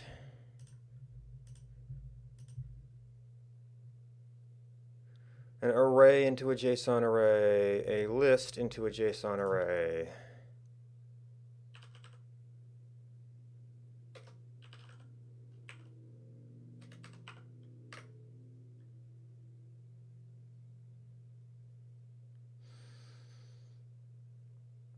An object needs to be string value.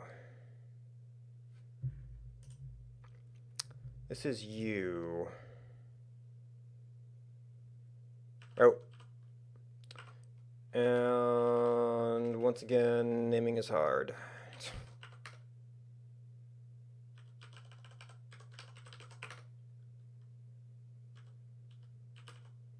Oh, you need both. You need the data and the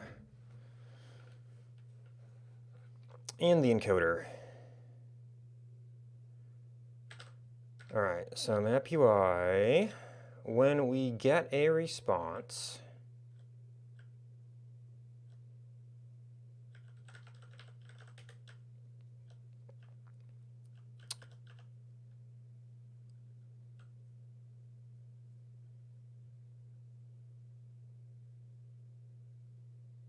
and actually you're already in that format, so we save some translation. Leaflet dot display results.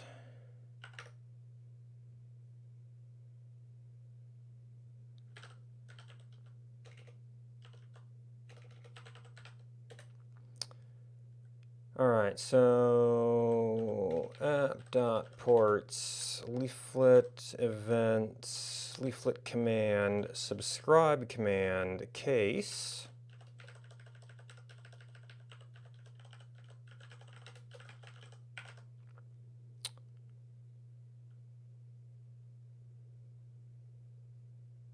Okay, message.kind.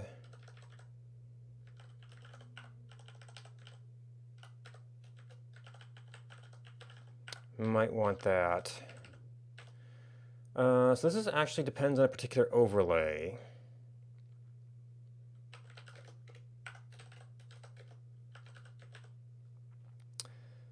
So we've got overlays, search.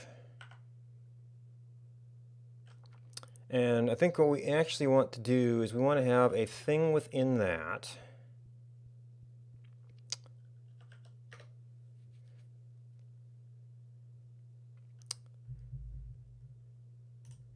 This is probably going to be a small enough list. We could use markers.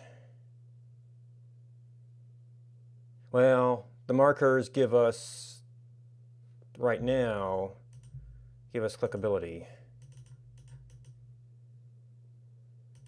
Keep selecting stuff somehow. Yep.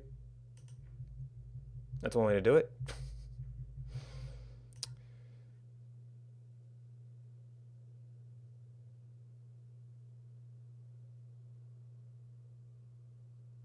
Points are better for large quantities of data. So what I want is I want my search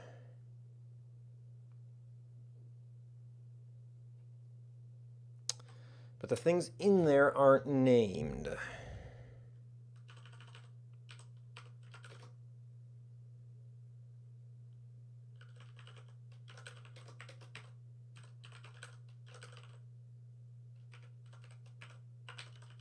And you have the results group. So then we can actually just grab results group. And I think recent did something like this. Response.json with a wrapper. Data wrapper.data. That was for... No, it's different recent. Data, this was also a different format. But it has kind of the essence of it.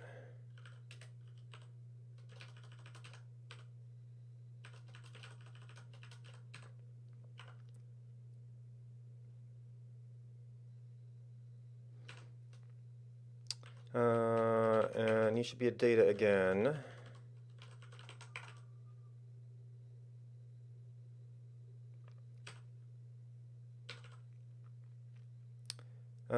Now this was this is a completely different format though. So right now results are only lives.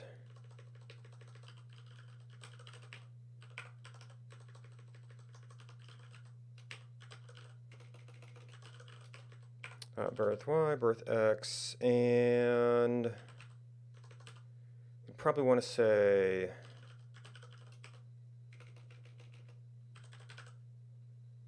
could be a null, but now really we'd want to have something to link back and forth, but this is a start.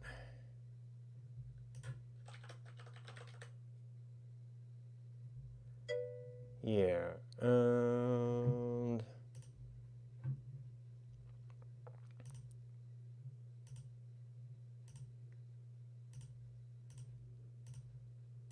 and there's that. Okay.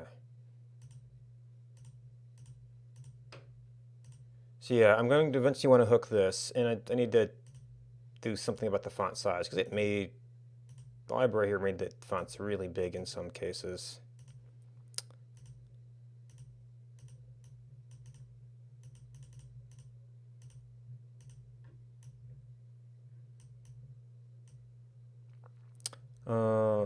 So I think I might want to do these, well, I mean, this lets you see it until I get lookup on other points. Maybe I need to go the other way and display you as points, and then have a thing that jumps you over.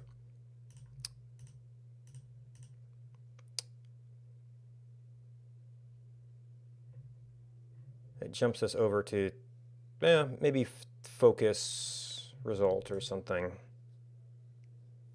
Of course, I'd actually need that to be a singular marker, probably. Which, yeah, wouldn't show up if these were that. So,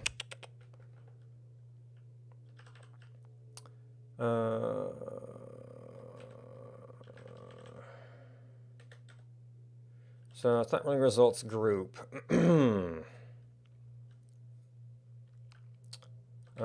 So we have point layer, anim overlay, point overlay.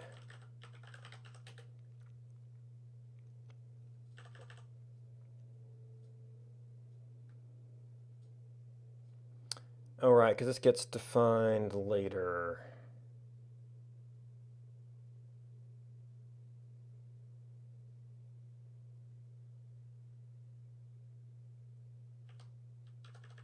Now, we kind of put data into this, right? Yeah, set options, data min max.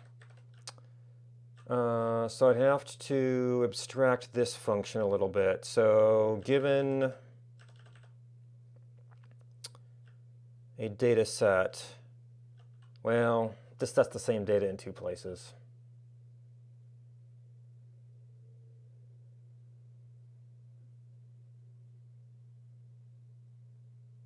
And sets are available. Well, the times might be something I want to play with later.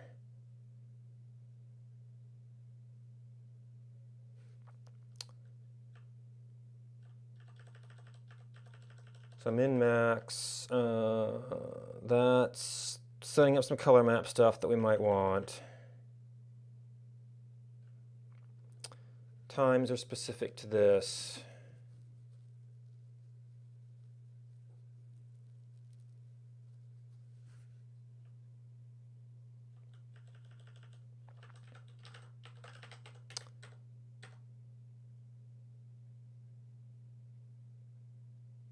On add, require lives.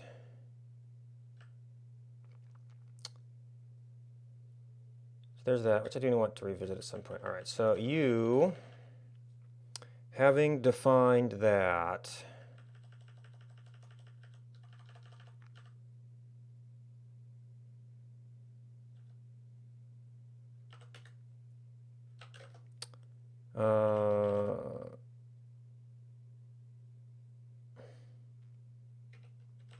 salt points.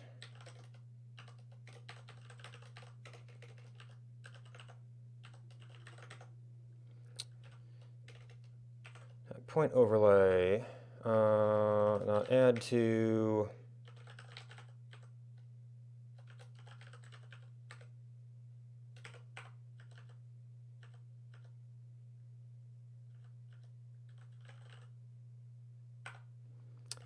and when we add stuff to point overlay,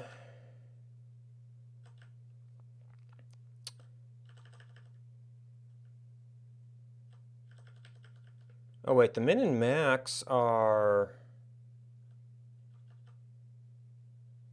birth times.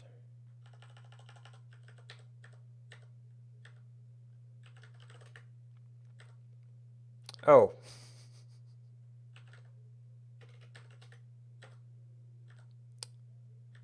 Which we don't even use anymore.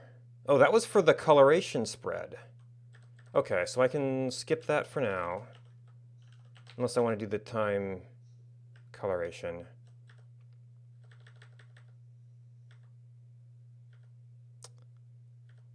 Where did I skip you? Okay, so times min max.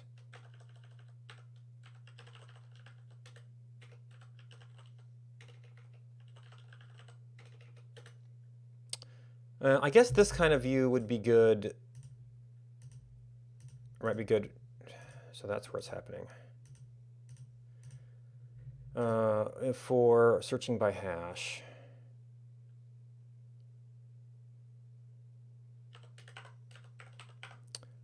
We do have the color fix up.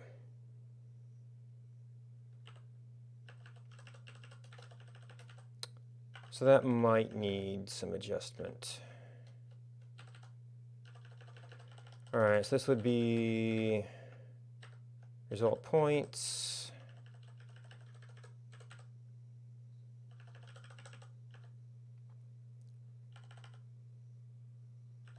Might need some fix up in there. This is another option.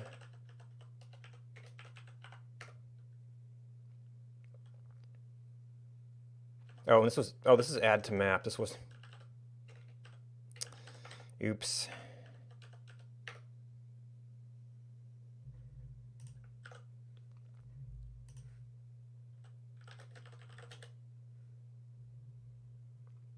Actually, the black is very appropriate here. And these were all eaves, so they're going to, oops. So that's in the right layer.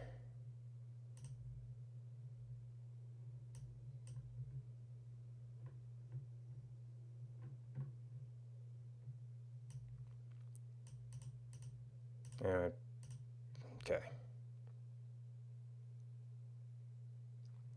And then we want something to pop you over to some sort of focus mode, focus pin. But in theory, we can do,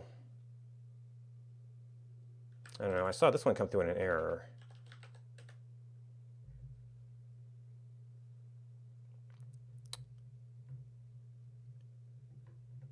Interesting. That's been popular in very localized areas.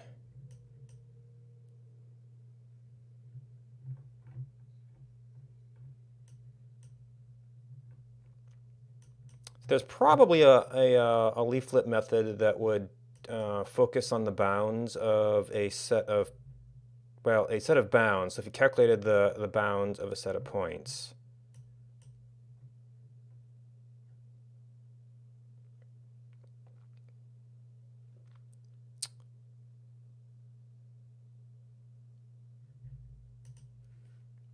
All right, so the black is fine for the moment. We're eventually going to want to have lineage tracking in here.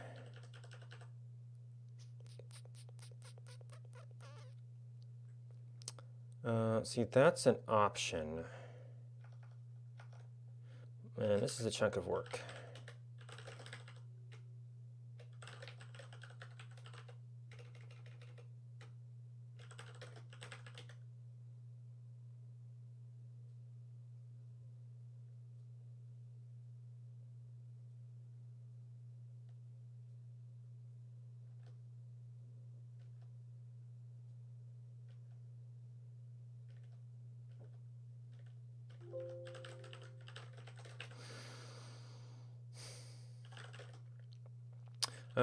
Send result list to map.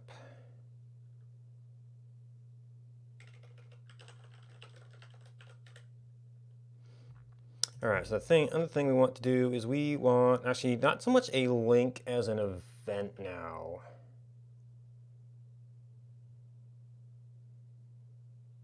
To focus on a particular point. So link is actually not going to be the right thing here. URL label. So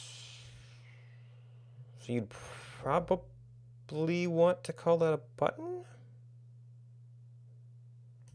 Do they have some other way for doing that?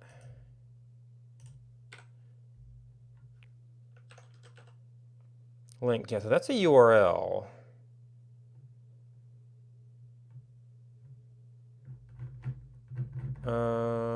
How would would that be an input thing?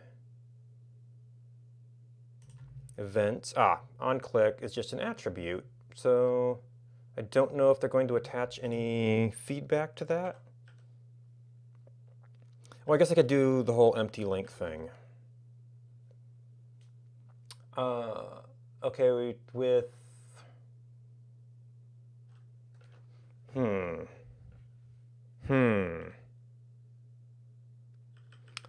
do need some kind of container, but that might still do navigation.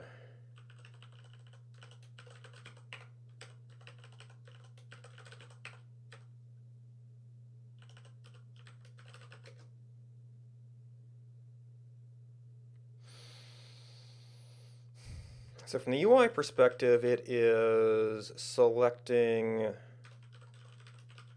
one item.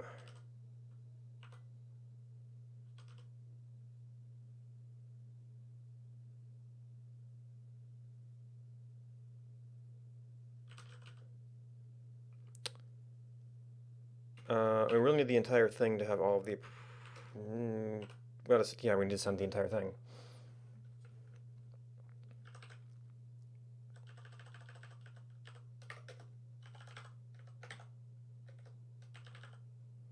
Now you don't currently have this. And now we do have to deal with translation back to their format. So for you to talk about this usefully,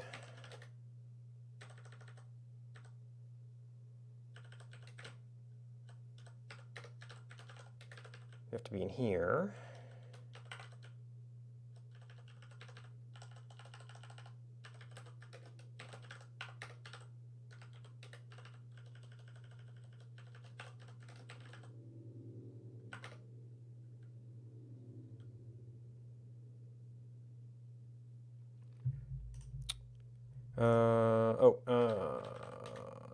On click, vents.on click.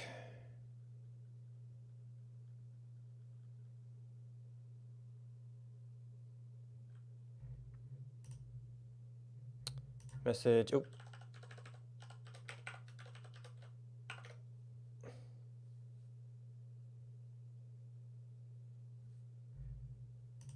And now update has to handle this.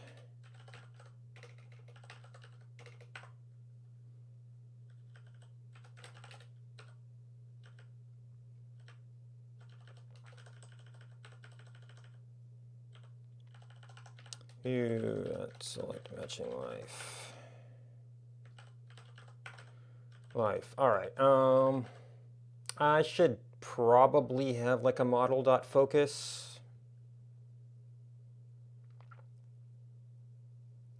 So I can highlight that.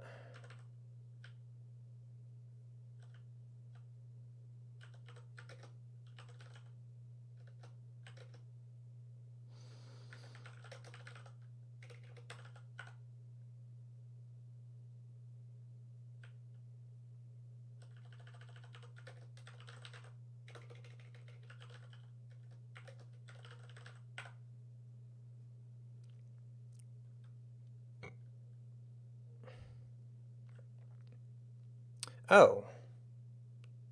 So I can actually do part of this just with set view.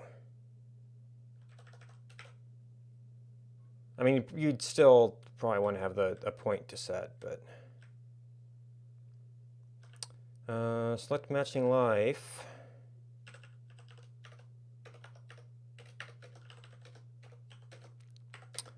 Focus equals just life.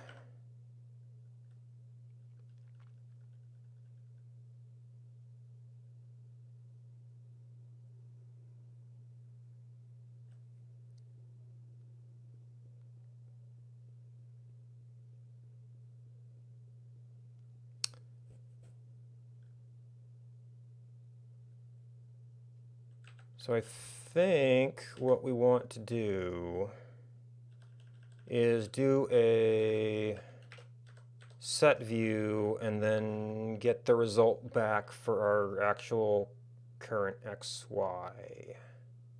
Or do we even store the current XY? Yeah, we've got the center.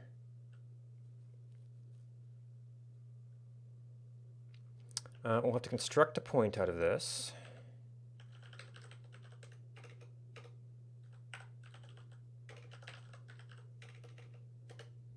I mean, I guess I could take the step of just getting this stuff to work. Because you see, it's not working yet. Forks.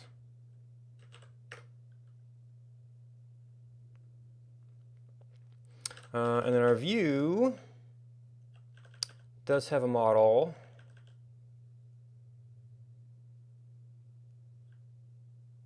Yeah, so these are columns. So to do a highlight,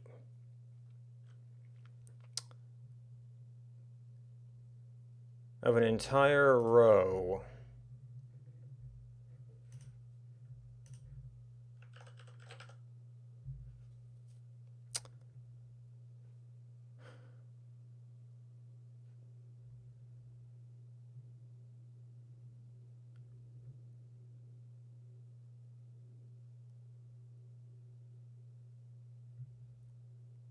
oh, you know what? I did say that this is 300 and that's 300, so that sort of makes sense why it would get cut off.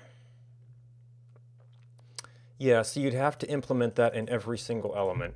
For now, we'll just pick one.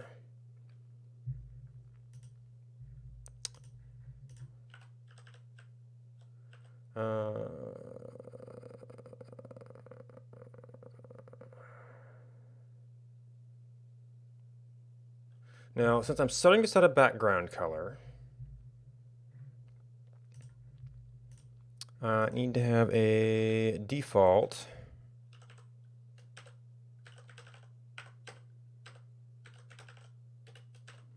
It's going to be kind of the reverse of this.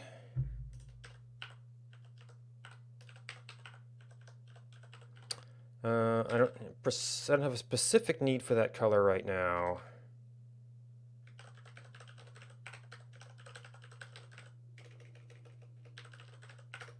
Now, another thing I might want to do. So leaflet has all of their elements.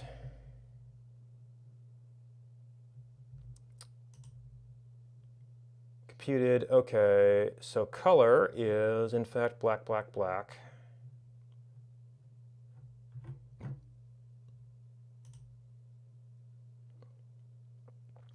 And apparently the background is full on white.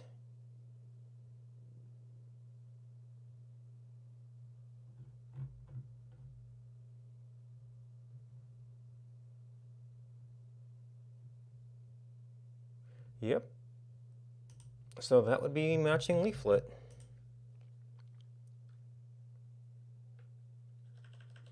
Or maybe I...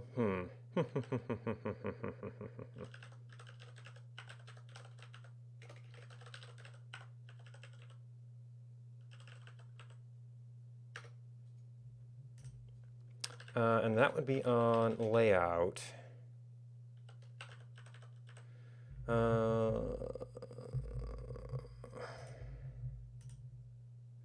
Well, actually, that would be exactly how I'd use those there.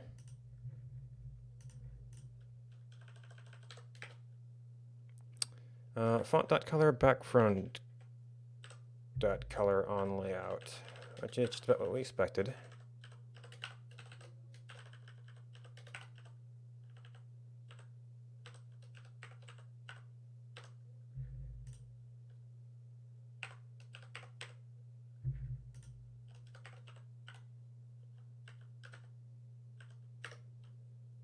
But we have to import the background module.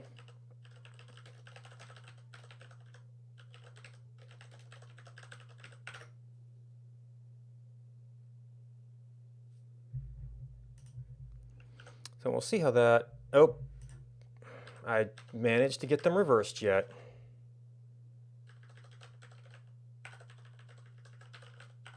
That's like I thought I was switching these around. Yeah, that's like, okay, it doesn't affect this. And that is actually very off-white.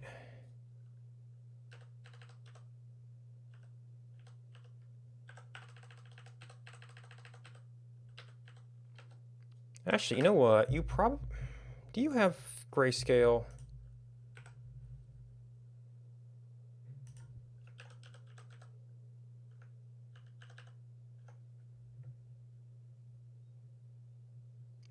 Nope. And we could make our own.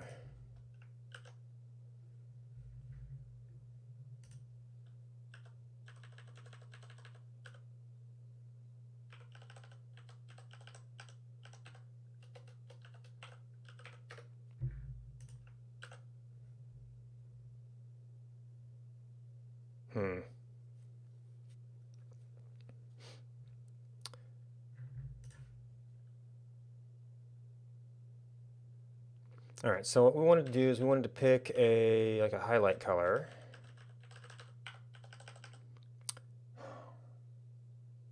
Which I guess could be...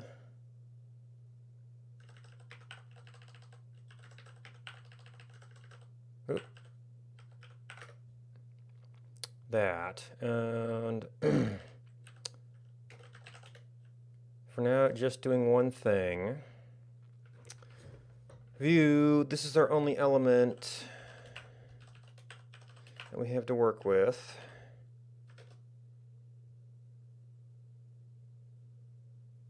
All right, it would be background dot color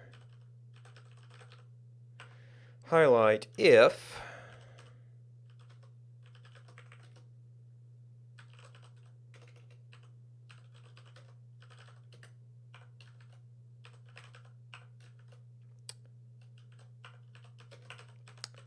Is there an attribute none?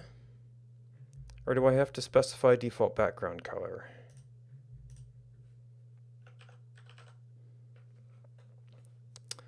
Basic elements.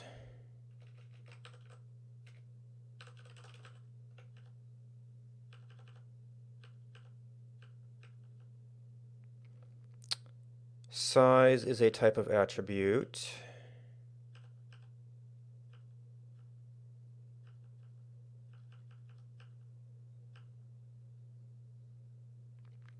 Oh! Well, I mean, the link should probably take care of that, but that would allow us to take care of another element.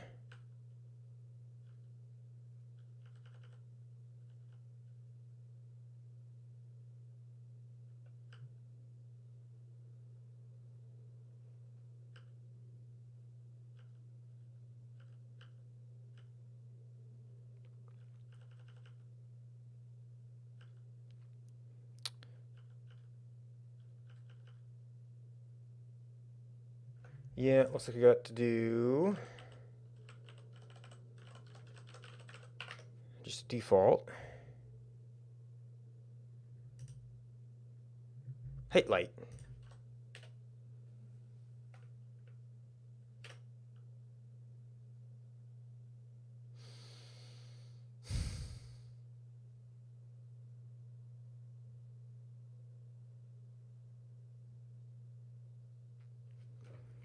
All right, view wants, oh, because it's a maybe.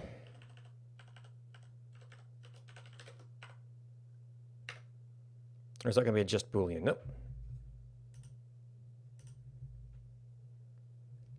That's one way to reload it.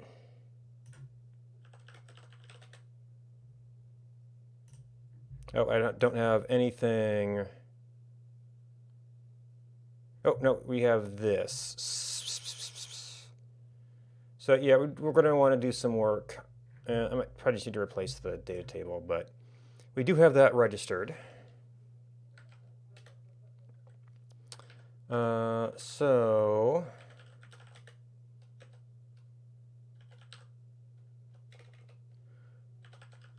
leaflet.setView is a point of life.birthx, life.birthY, and I might actually want to have more zoom on that.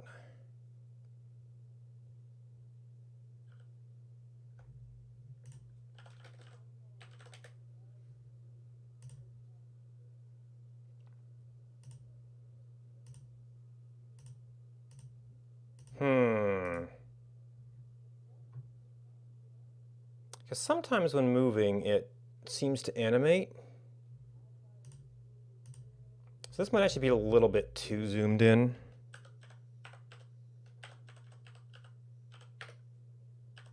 I usually went 25 before.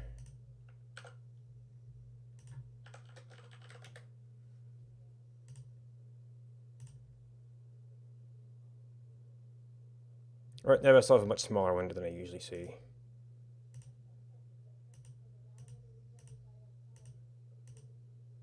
Maybe the animation is just covered up by the reloading.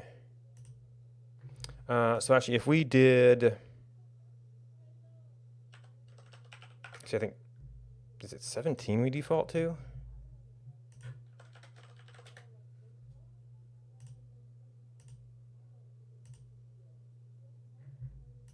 Okay, so that did not get rebuilt in time.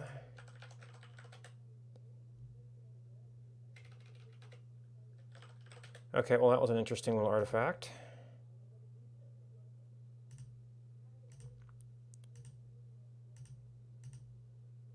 Okay, so if it's in view, it will move. But we were so far out that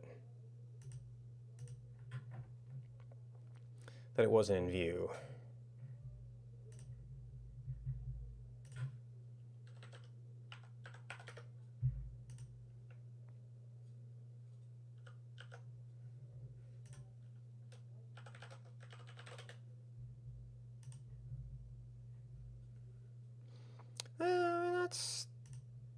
I mean, admittedly, we have a very, very large or a very small window right now. So the amount you see around will vary a little bit.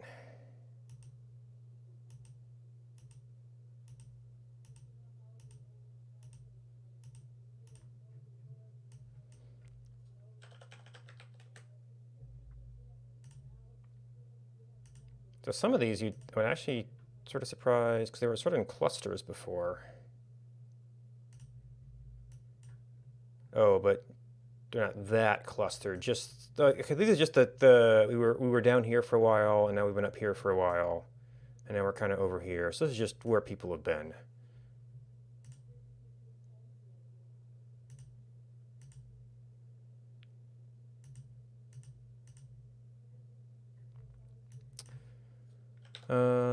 But now, like that was a recent one.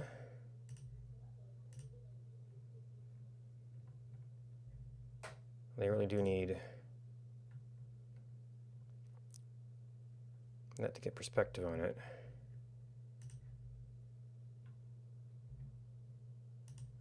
So I might have to work, well, for these I want to get this to also do a pin.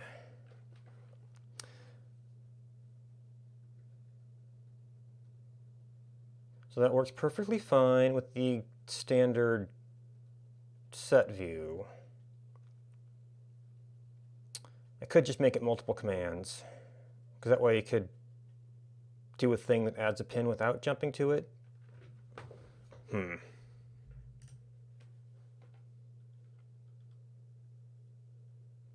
Well, we want to have one focus pin, so there probably is. I could probably do that in the JavaScript. Leaflet. So have we done enough? I didn't go and add these last time.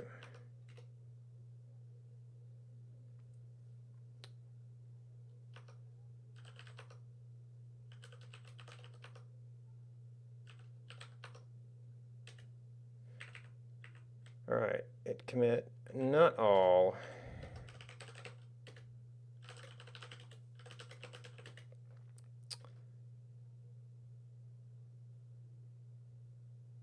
Right, moved that over to the view. Okay, so that's not all that much, really. Leaflet,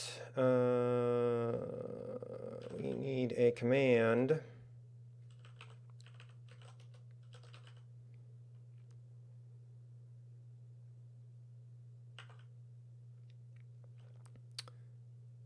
Okay, so display results probably look a little bit more like this in terms of encoding point stuff.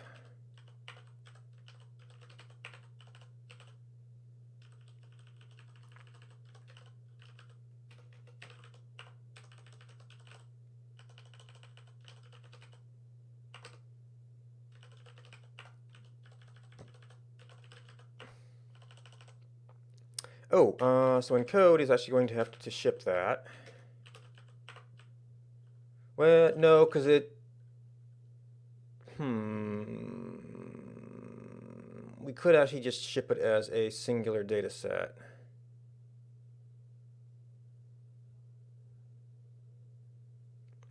Oh, that's more appropriate.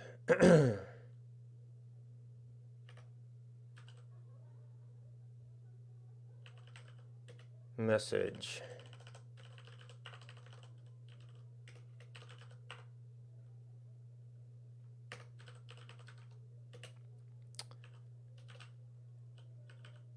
Actually, I can probably just take over the marker stuff here.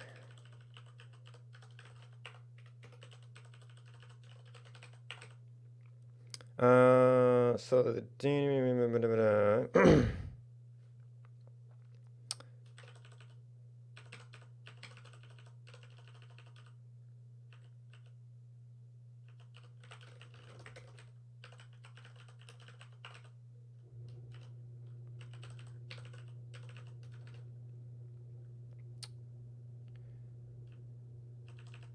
and probably we should just make this one message.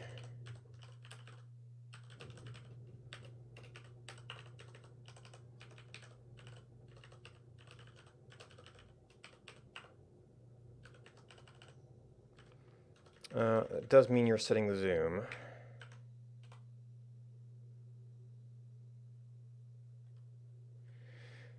Well, I guess I could include that in the focus message.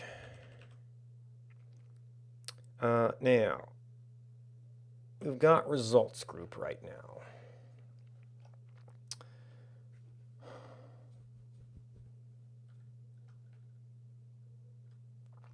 I think I want this to be a singular marker.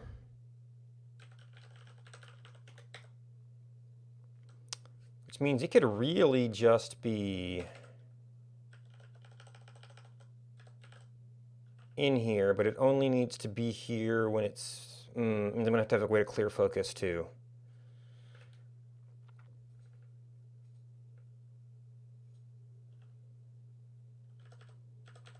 Do I use this anywhere? The thing that I'm not even really using anymore. And with this feature, I should be able to find myself anyway.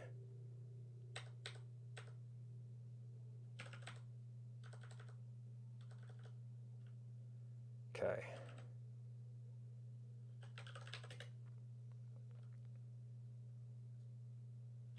Actually, do we even use this anymore?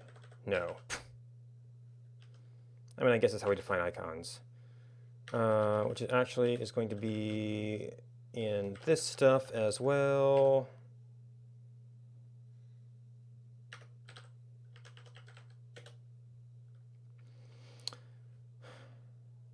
All right, we have overlays, we have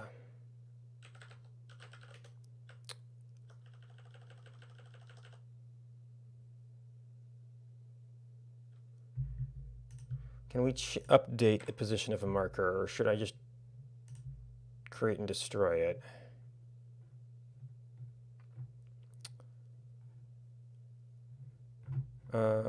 Options, creation.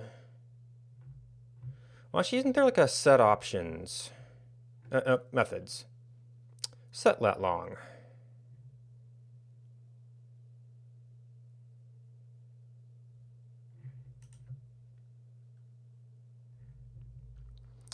And then remove from layer, remove from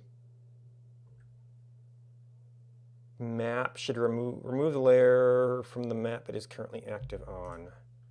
That'll be for clear. I'm not sure you can add a marker multiple times to a map. I guess we'll have to find out. All right, so marker.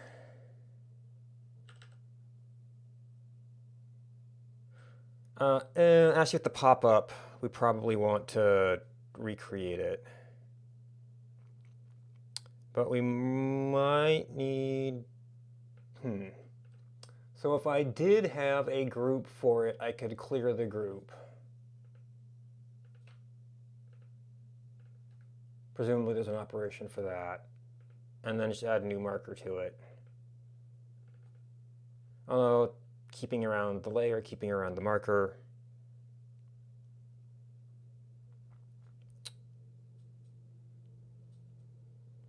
And a layer will always exist.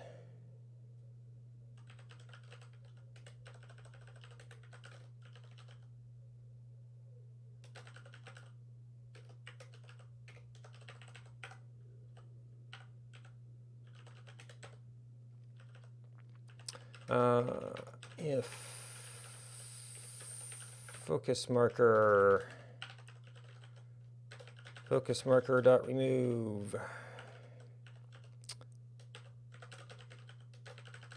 focus marker equals marker, and I just did get to a very long line.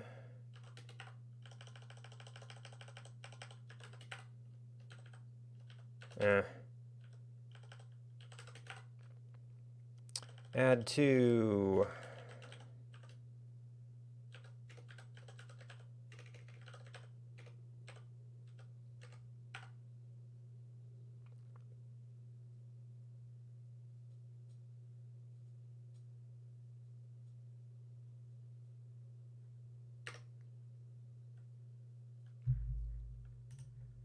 Oh, and we have to actually send the event. Not the source.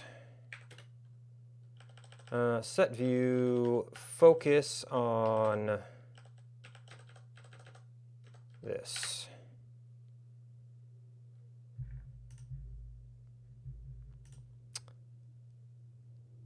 Oh, right, we have to undo my life.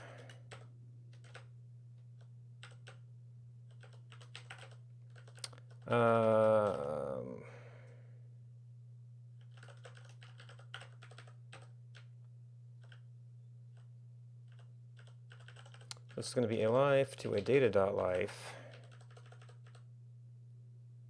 You're going to be a chain.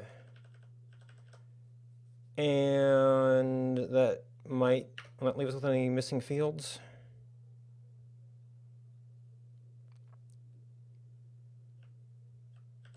Oh, you then are generation.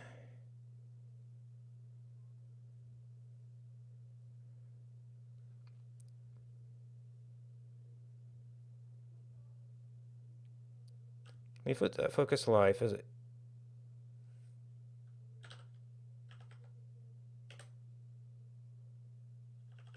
data.life, a whole data.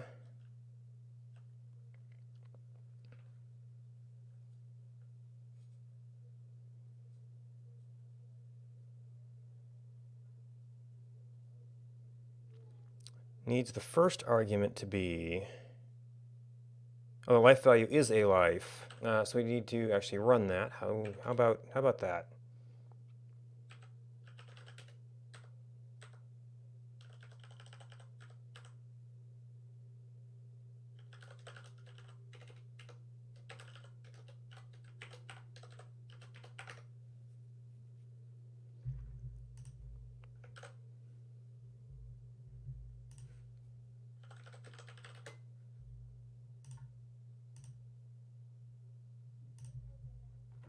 All right, did that leave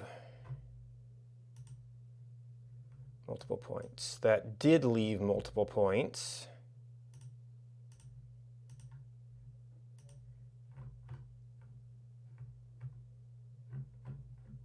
Wait. Oh, you were way out there. Okay, so remove is not sufficient to destroy.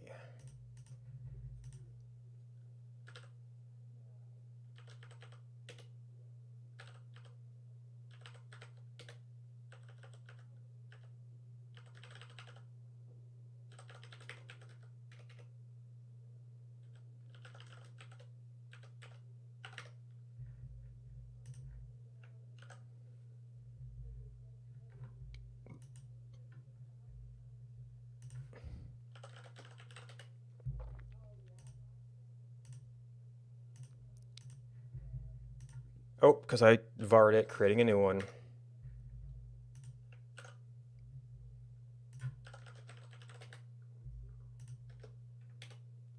I don't know why that's so long.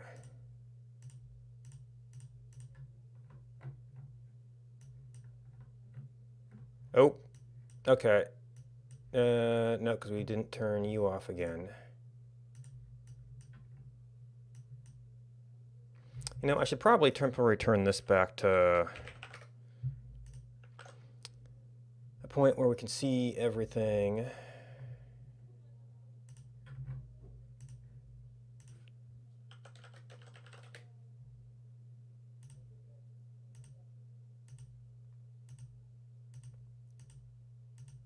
Man, these actually jump around a fair bit. Yeah, okay, so there is only one focus marker at a time.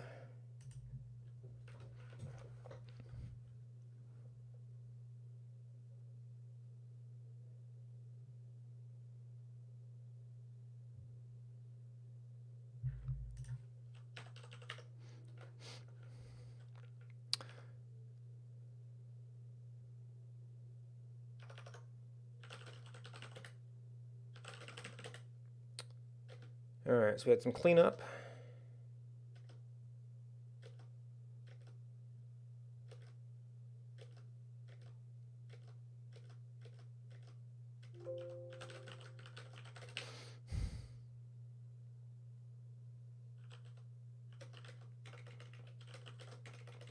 Focus on a result. All right, that's something. I'd like to do something better on the results view.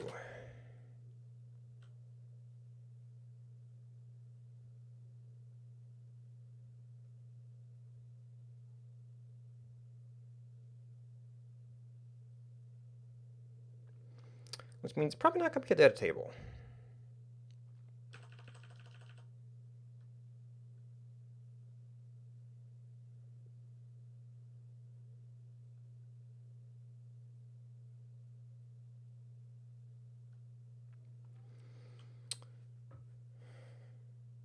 So I want to have, this is going to be more like a column.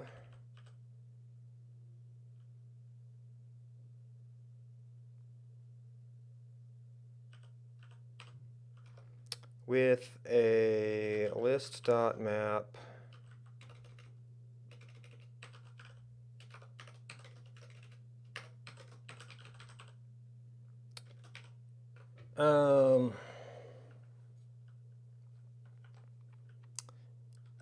it's often convenient to have a subfunction for this.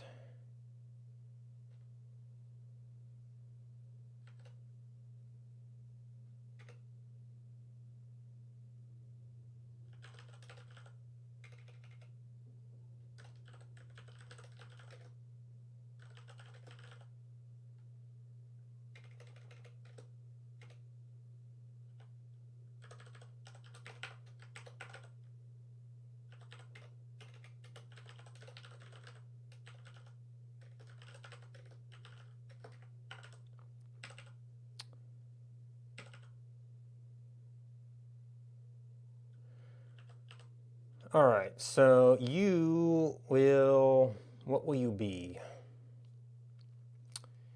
You may be a column of to be determined structure, which has a name.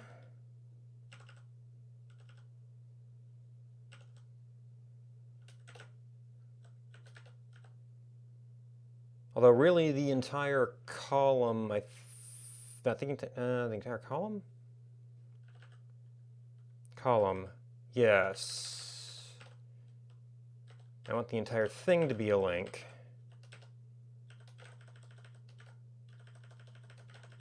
Well, this does give me the pointer element.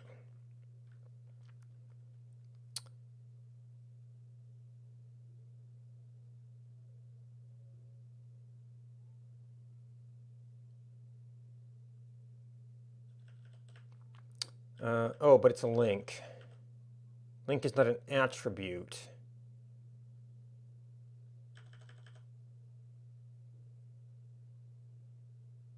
So probably we should do that and also add pointer.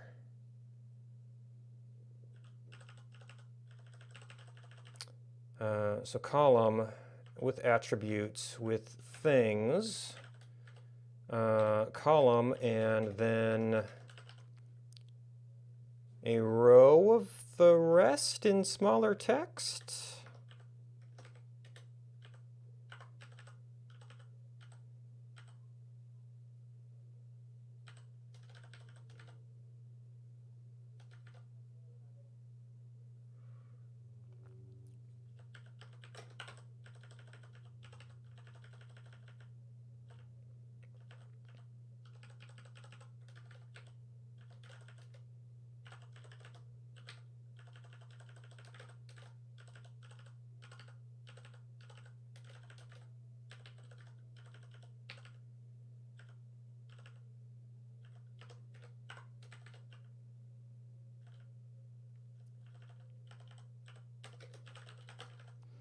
Font dot size. I haven't gotten into scaling yet,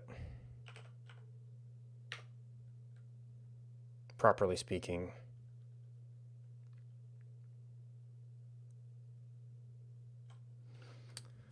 Piping to a function that expects list life. Okay, so this might just be...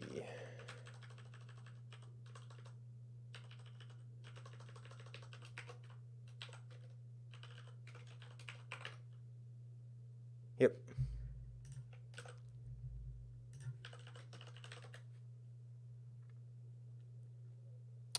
Okay, yeah, we need... So I was relying on table before.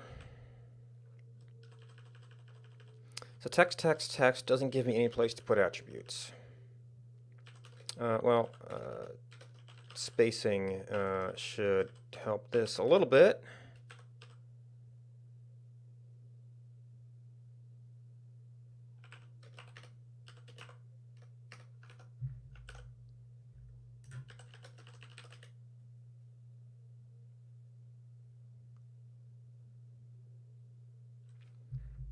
All right, so at present,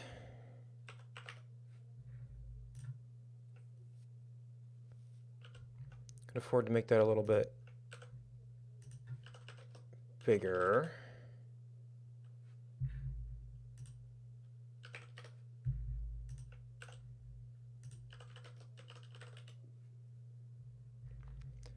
I wonder if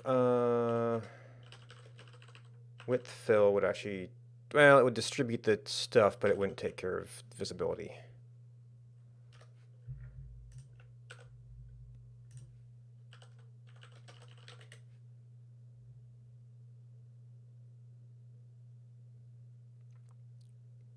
I might actually want it, well, I still have to set my major font size. It actually needs to be a little bit smaller to...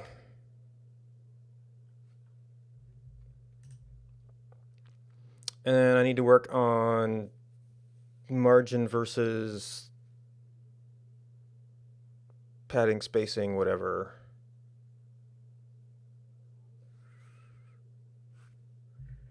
Would that be...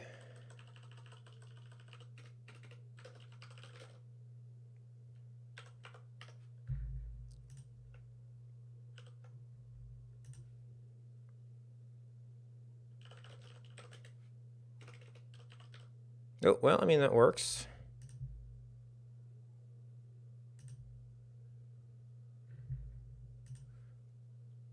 No.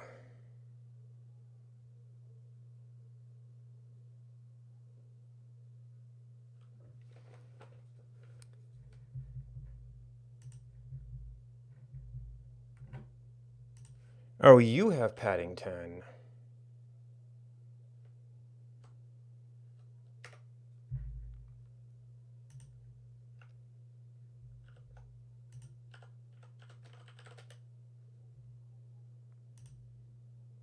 Oh, okay. So we do want this to be width fill for that.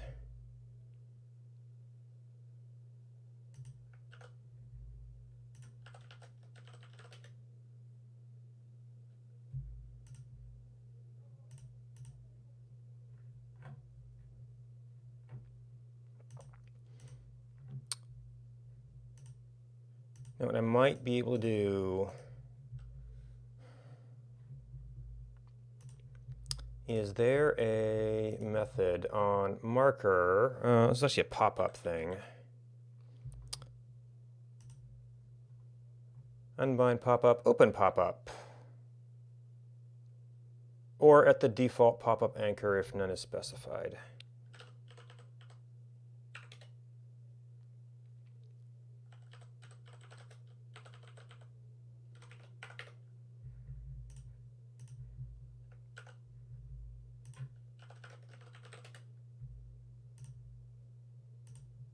Maybe it has to be on the map.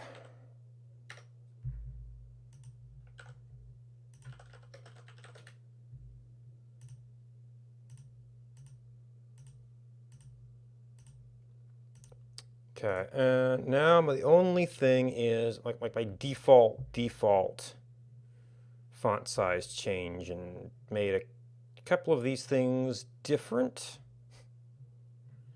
Although I also have, I'm often used to seeing, yeah, this is still way too big. And this feels bigger.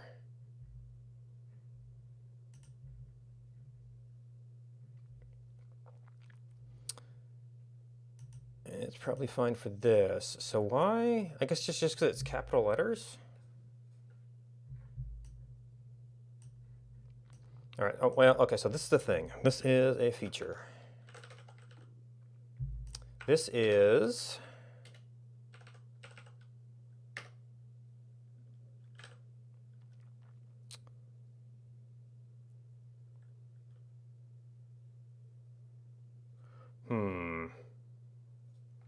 I might want to do something to have more of a separation border.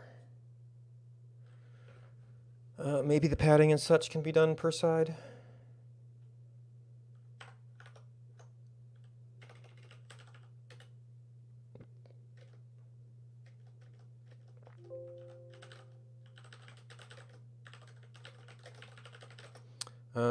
Format results a bit.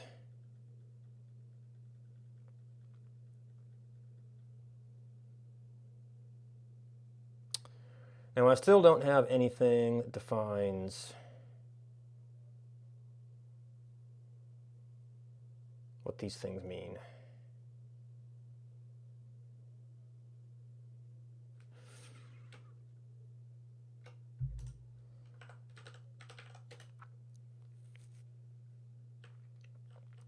So one way to do that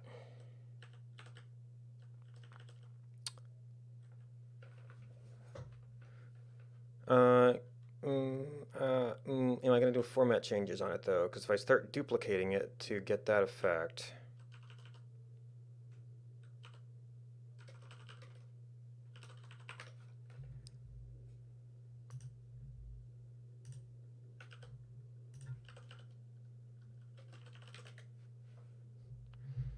okay, so you by yourself do not do that. These things do not have attributes. So in order to get them to fill, I'd have to wrap them all in elements.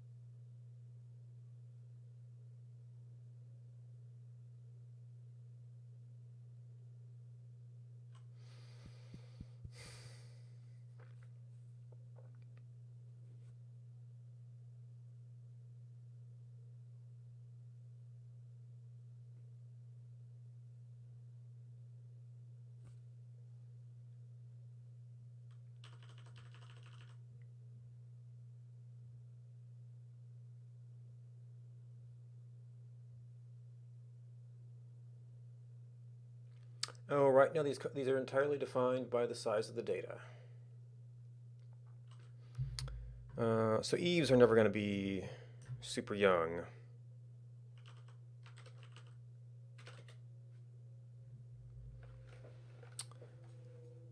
But yeah, that indents over, so we do want to do something with that.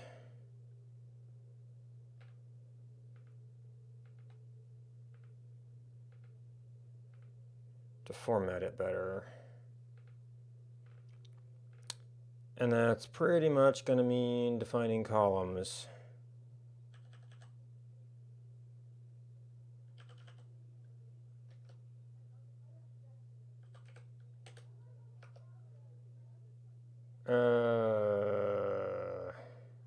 Yeah, you can't mix operators.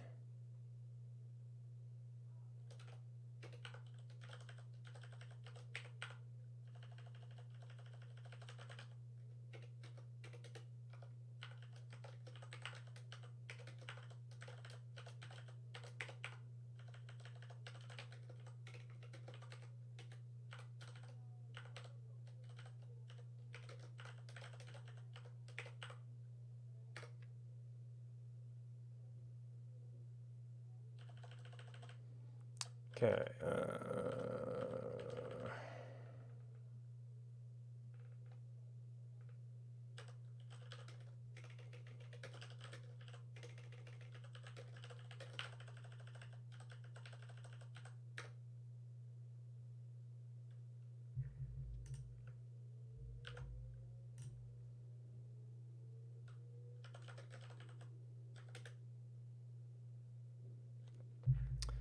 So you probably need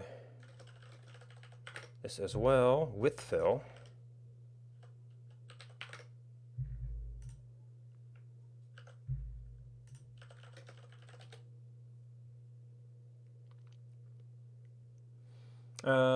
For everything being left justified,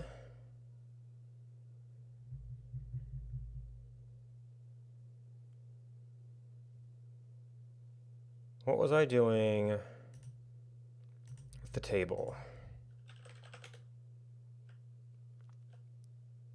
Everything had exact definitions.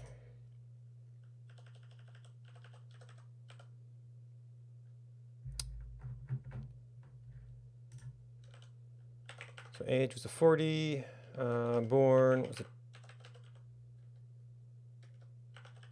a, ooh, okay.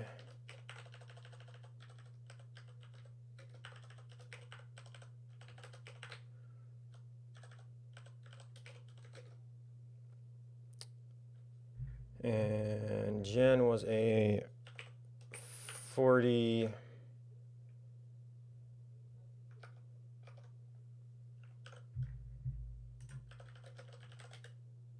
Doesn't put it quite all the way over, it gets pretty close. And then having defined that,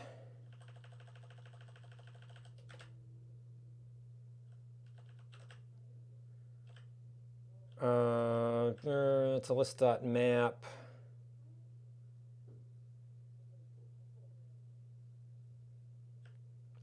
I guess we have to do a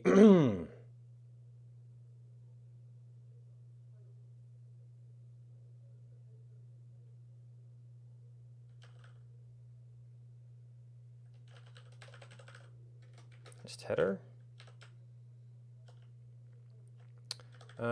So we don't have that, or that, or that.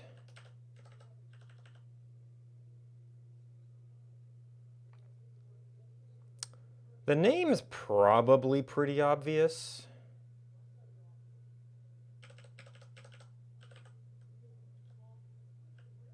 So this is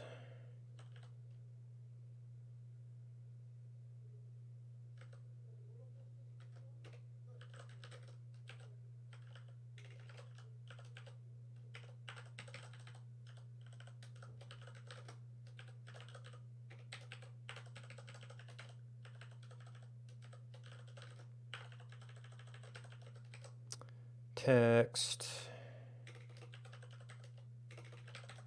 Jen.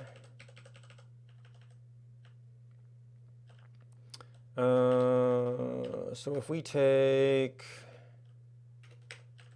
lives and map them,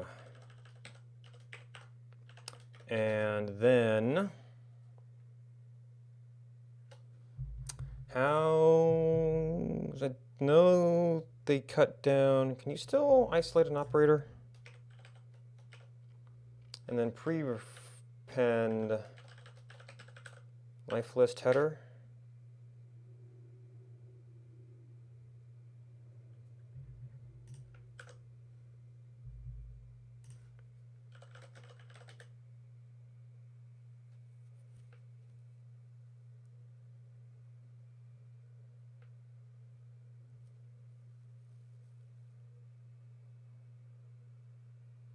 And we should probably do something to offset the header a bit.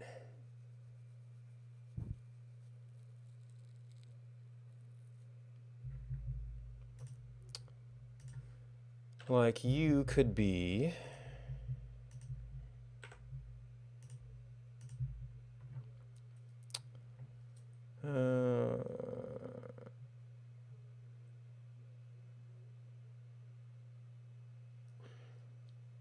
underlined,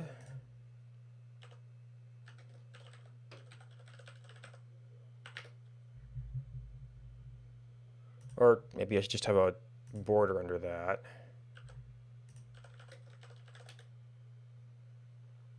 Oh, that works fairly well.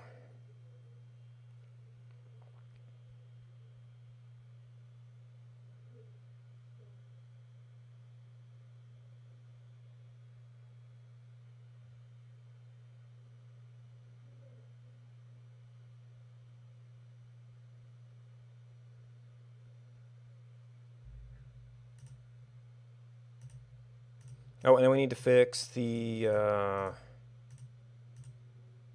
default font size.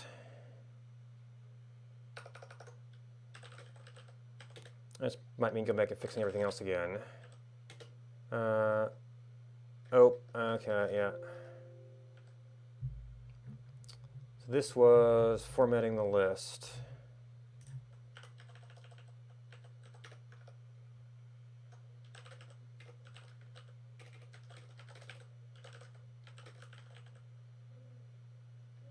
Oh, and I need to turn this off default.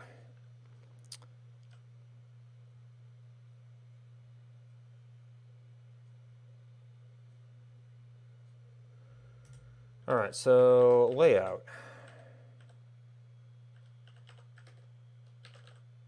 Yeah, that's all the colors.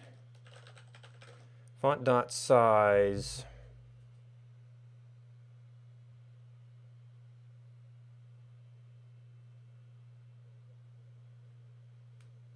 Man, what is baseline? Okay, so really that matters for everything downstream from you. Although it might try to take this over, so I don't know if putting things here would help.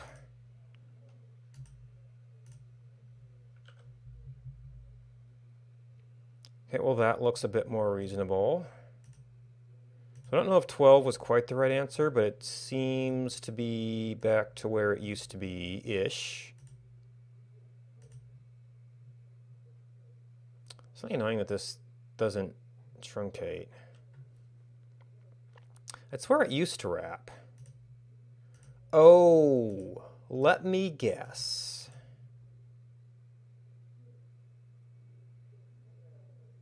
The layout sets no wrap.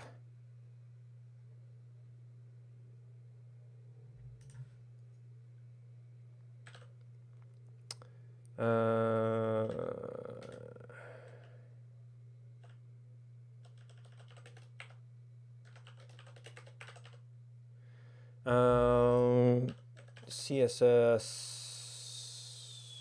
white space.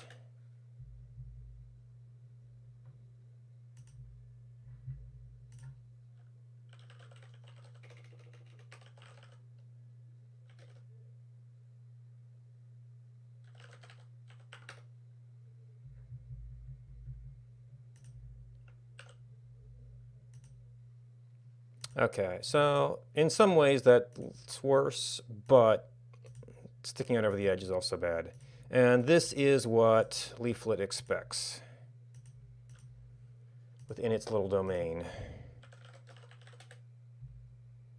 So our pop-ups are back to tolerable size again.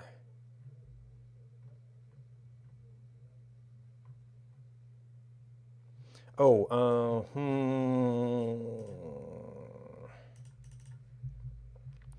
one of the things I wanted to be able to do was display a family.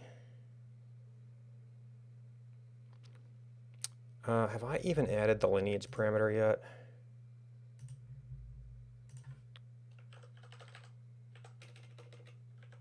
And 5,000 currently? Sirs.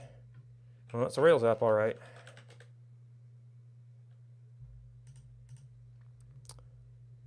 All right, so, oh, I don't have an easy way to get, I might want one of these to provide more detailed information.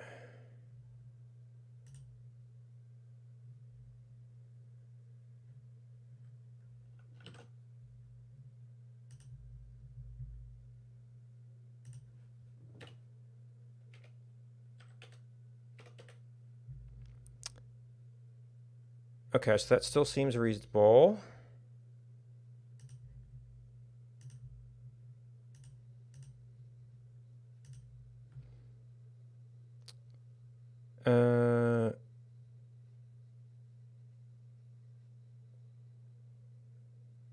Oh, that's Eve Colley.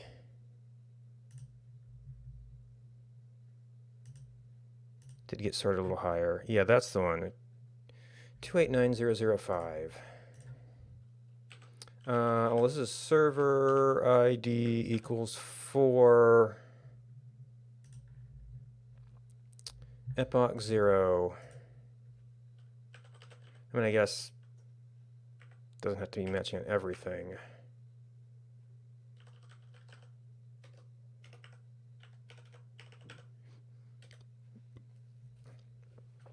Oh, I don't have invalid, oh, this is servers, invalid argument detection yet.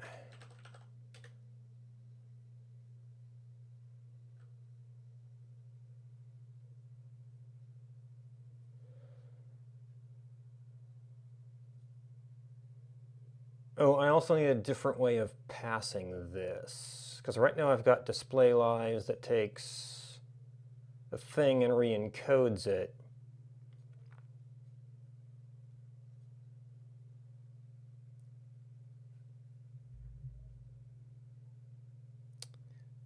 This seems like I returned entirely too much data.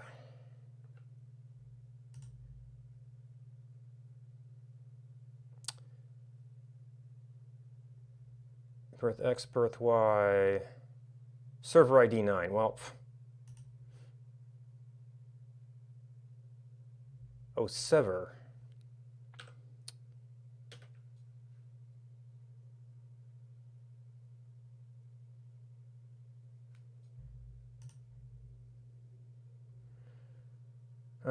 Yeah, there's different lineages there, so I do not have a lineage search yet. That is going to have to wait till next time.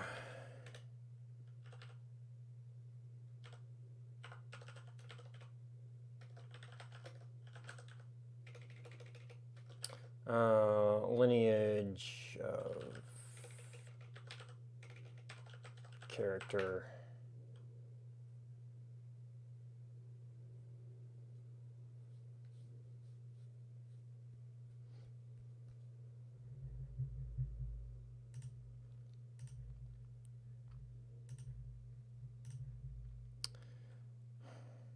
Well, we're getting there.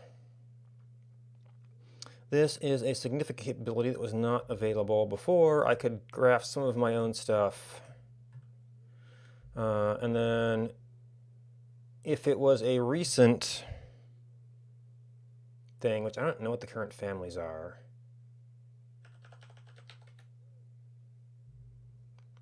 Yeah, you were more than 2 days old.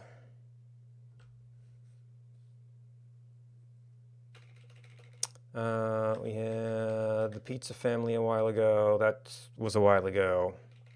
That was a German family recently. It was Germans and something.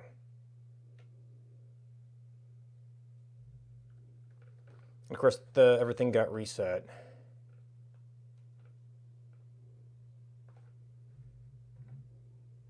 Oh, and I don't have scrolling.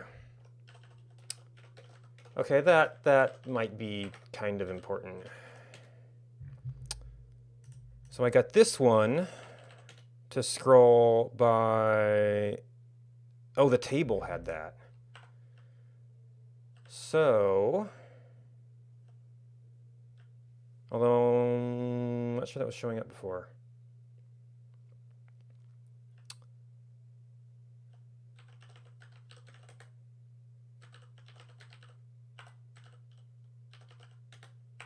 What the? It was one of the columns. Show match. There we go.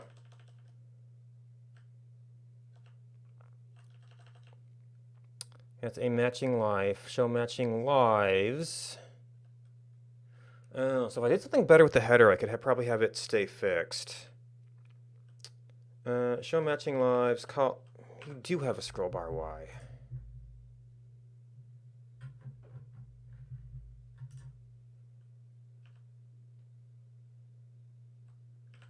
Is that a problem?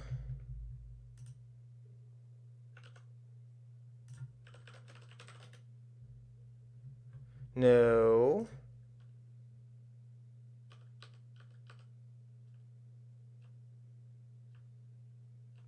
Maybe.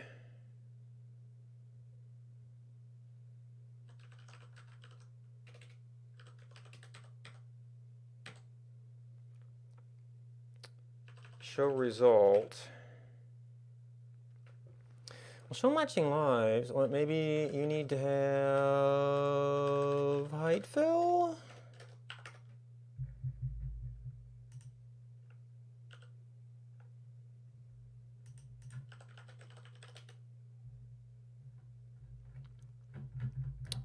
Oh, well.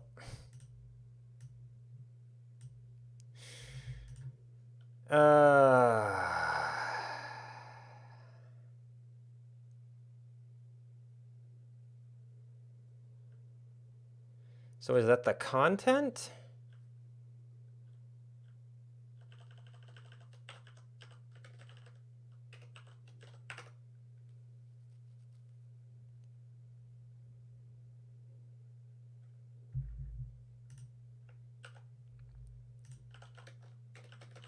Or the container? Well,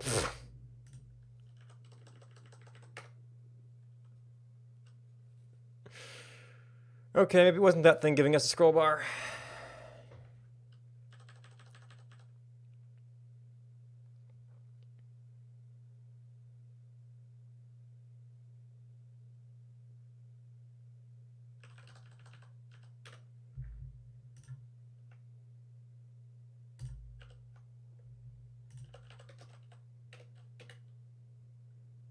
Well, that backslash probably messed it up. Oh, well.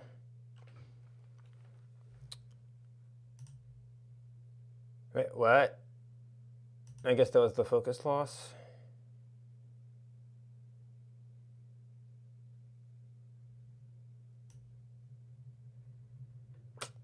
So the scroll bar changed our dimensions.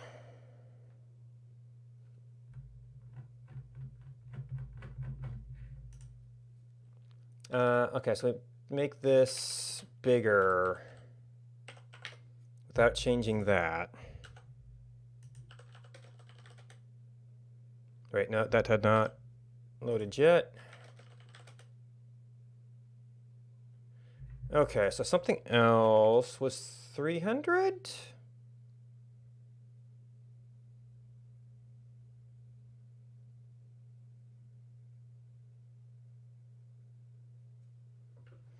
Or is this just the total of all our stuff?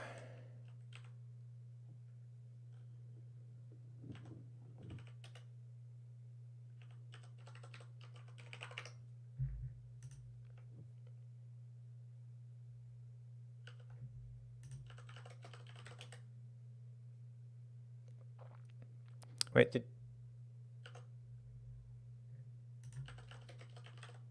that didn't seem...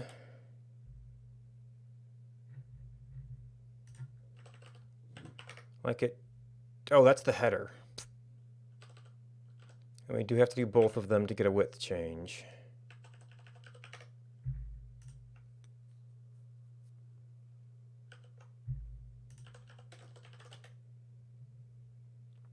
Okay, so it is...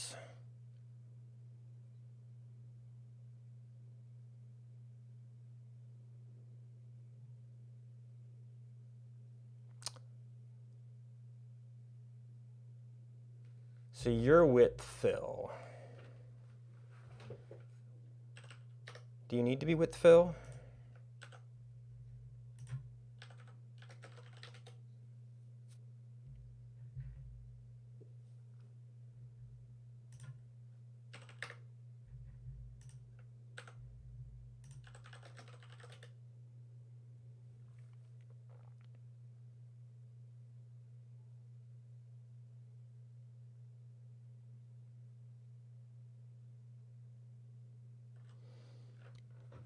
So whatever that thing is, when it scrolls, the right scroll bar comes in.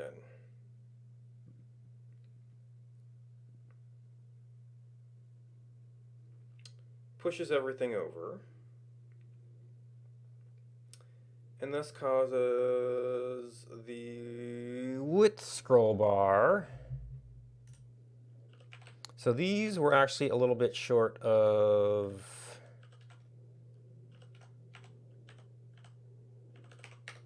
our total width in theory. Well, actually, this is not regular width either.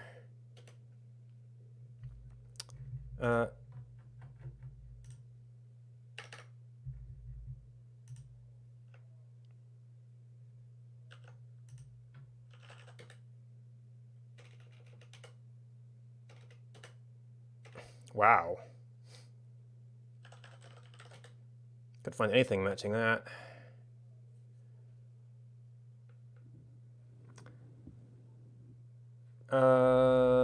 So I guess, now is that just because the content is scrunched?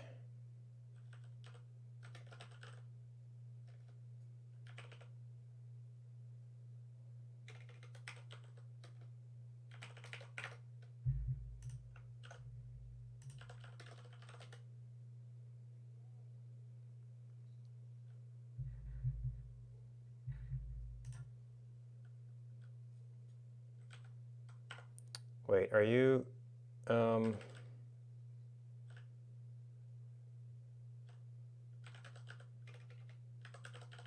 need the container.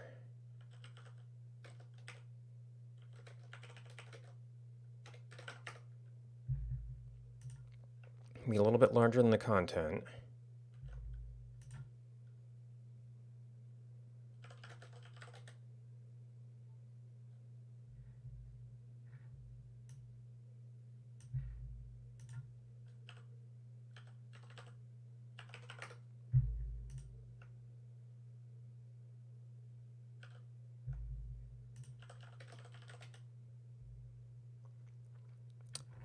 Okay, so that will do it. We just have to give it a little bit more headroom.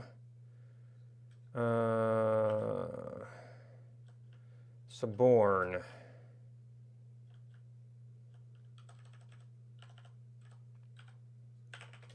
So this was 300.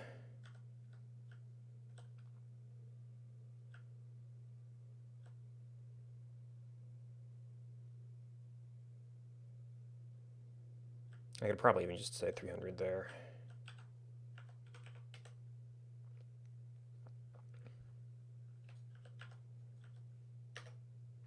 And I might have to adjust some other things around that.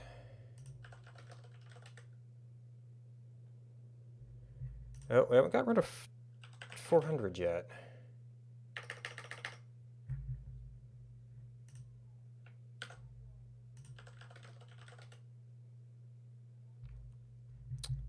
Oh, shoot. Oh, but this is where we need to cut down on you and you.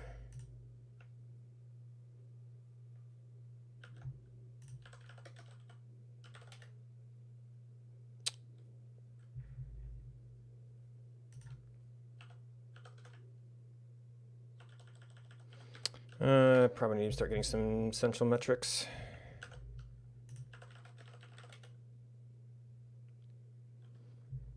Okay, we had to give it a lot of breathing room. Oh, I guess I should also check.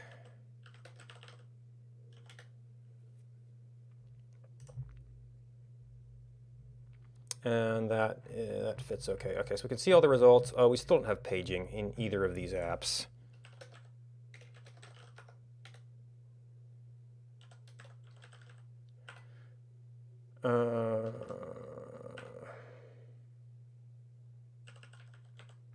It's gonna be a little bit farther down though.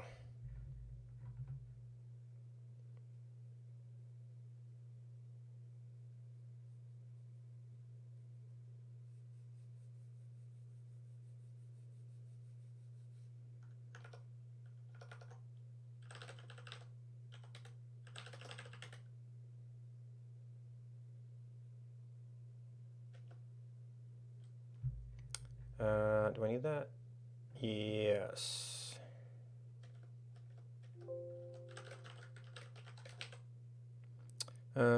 Make result list scrollable.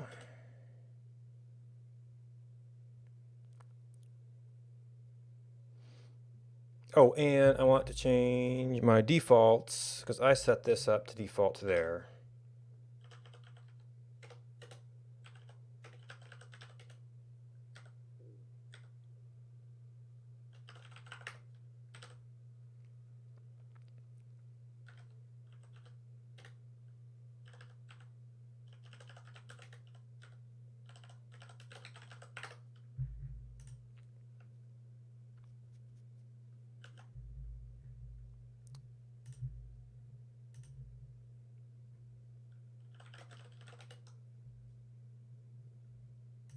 And everything is a child of that, so it just disappears afterwards. That should include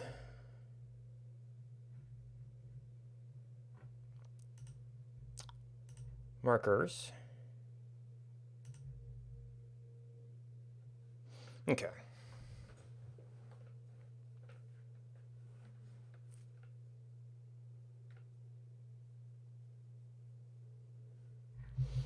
All right, well, that was the main feature I wanted. Now I might have a thing like this is the character name search, so we might just have some other stuff that's like, well, recent stuff by server. If we have a collection of data, how are we coloring it? And we're just ignoring that so far. So everything comes out black. But that is it for now.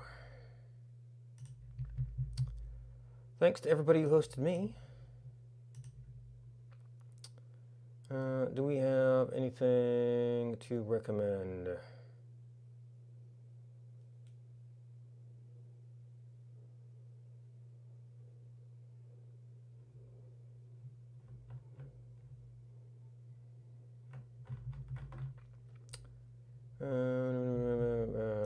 And then this is about when I tend to be on. I'll be back to actually play some Winter One Life, and then I guess we could see if we can find some of those the next day.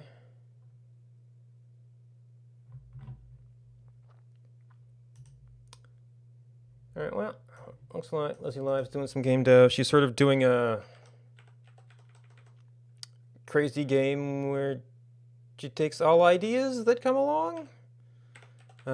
So if that, well, and she's pretty decent at talking through and discussing things and keeping up a good monologue. So if you're looking for someplace cool to hang out, that's someplace cool to hang out.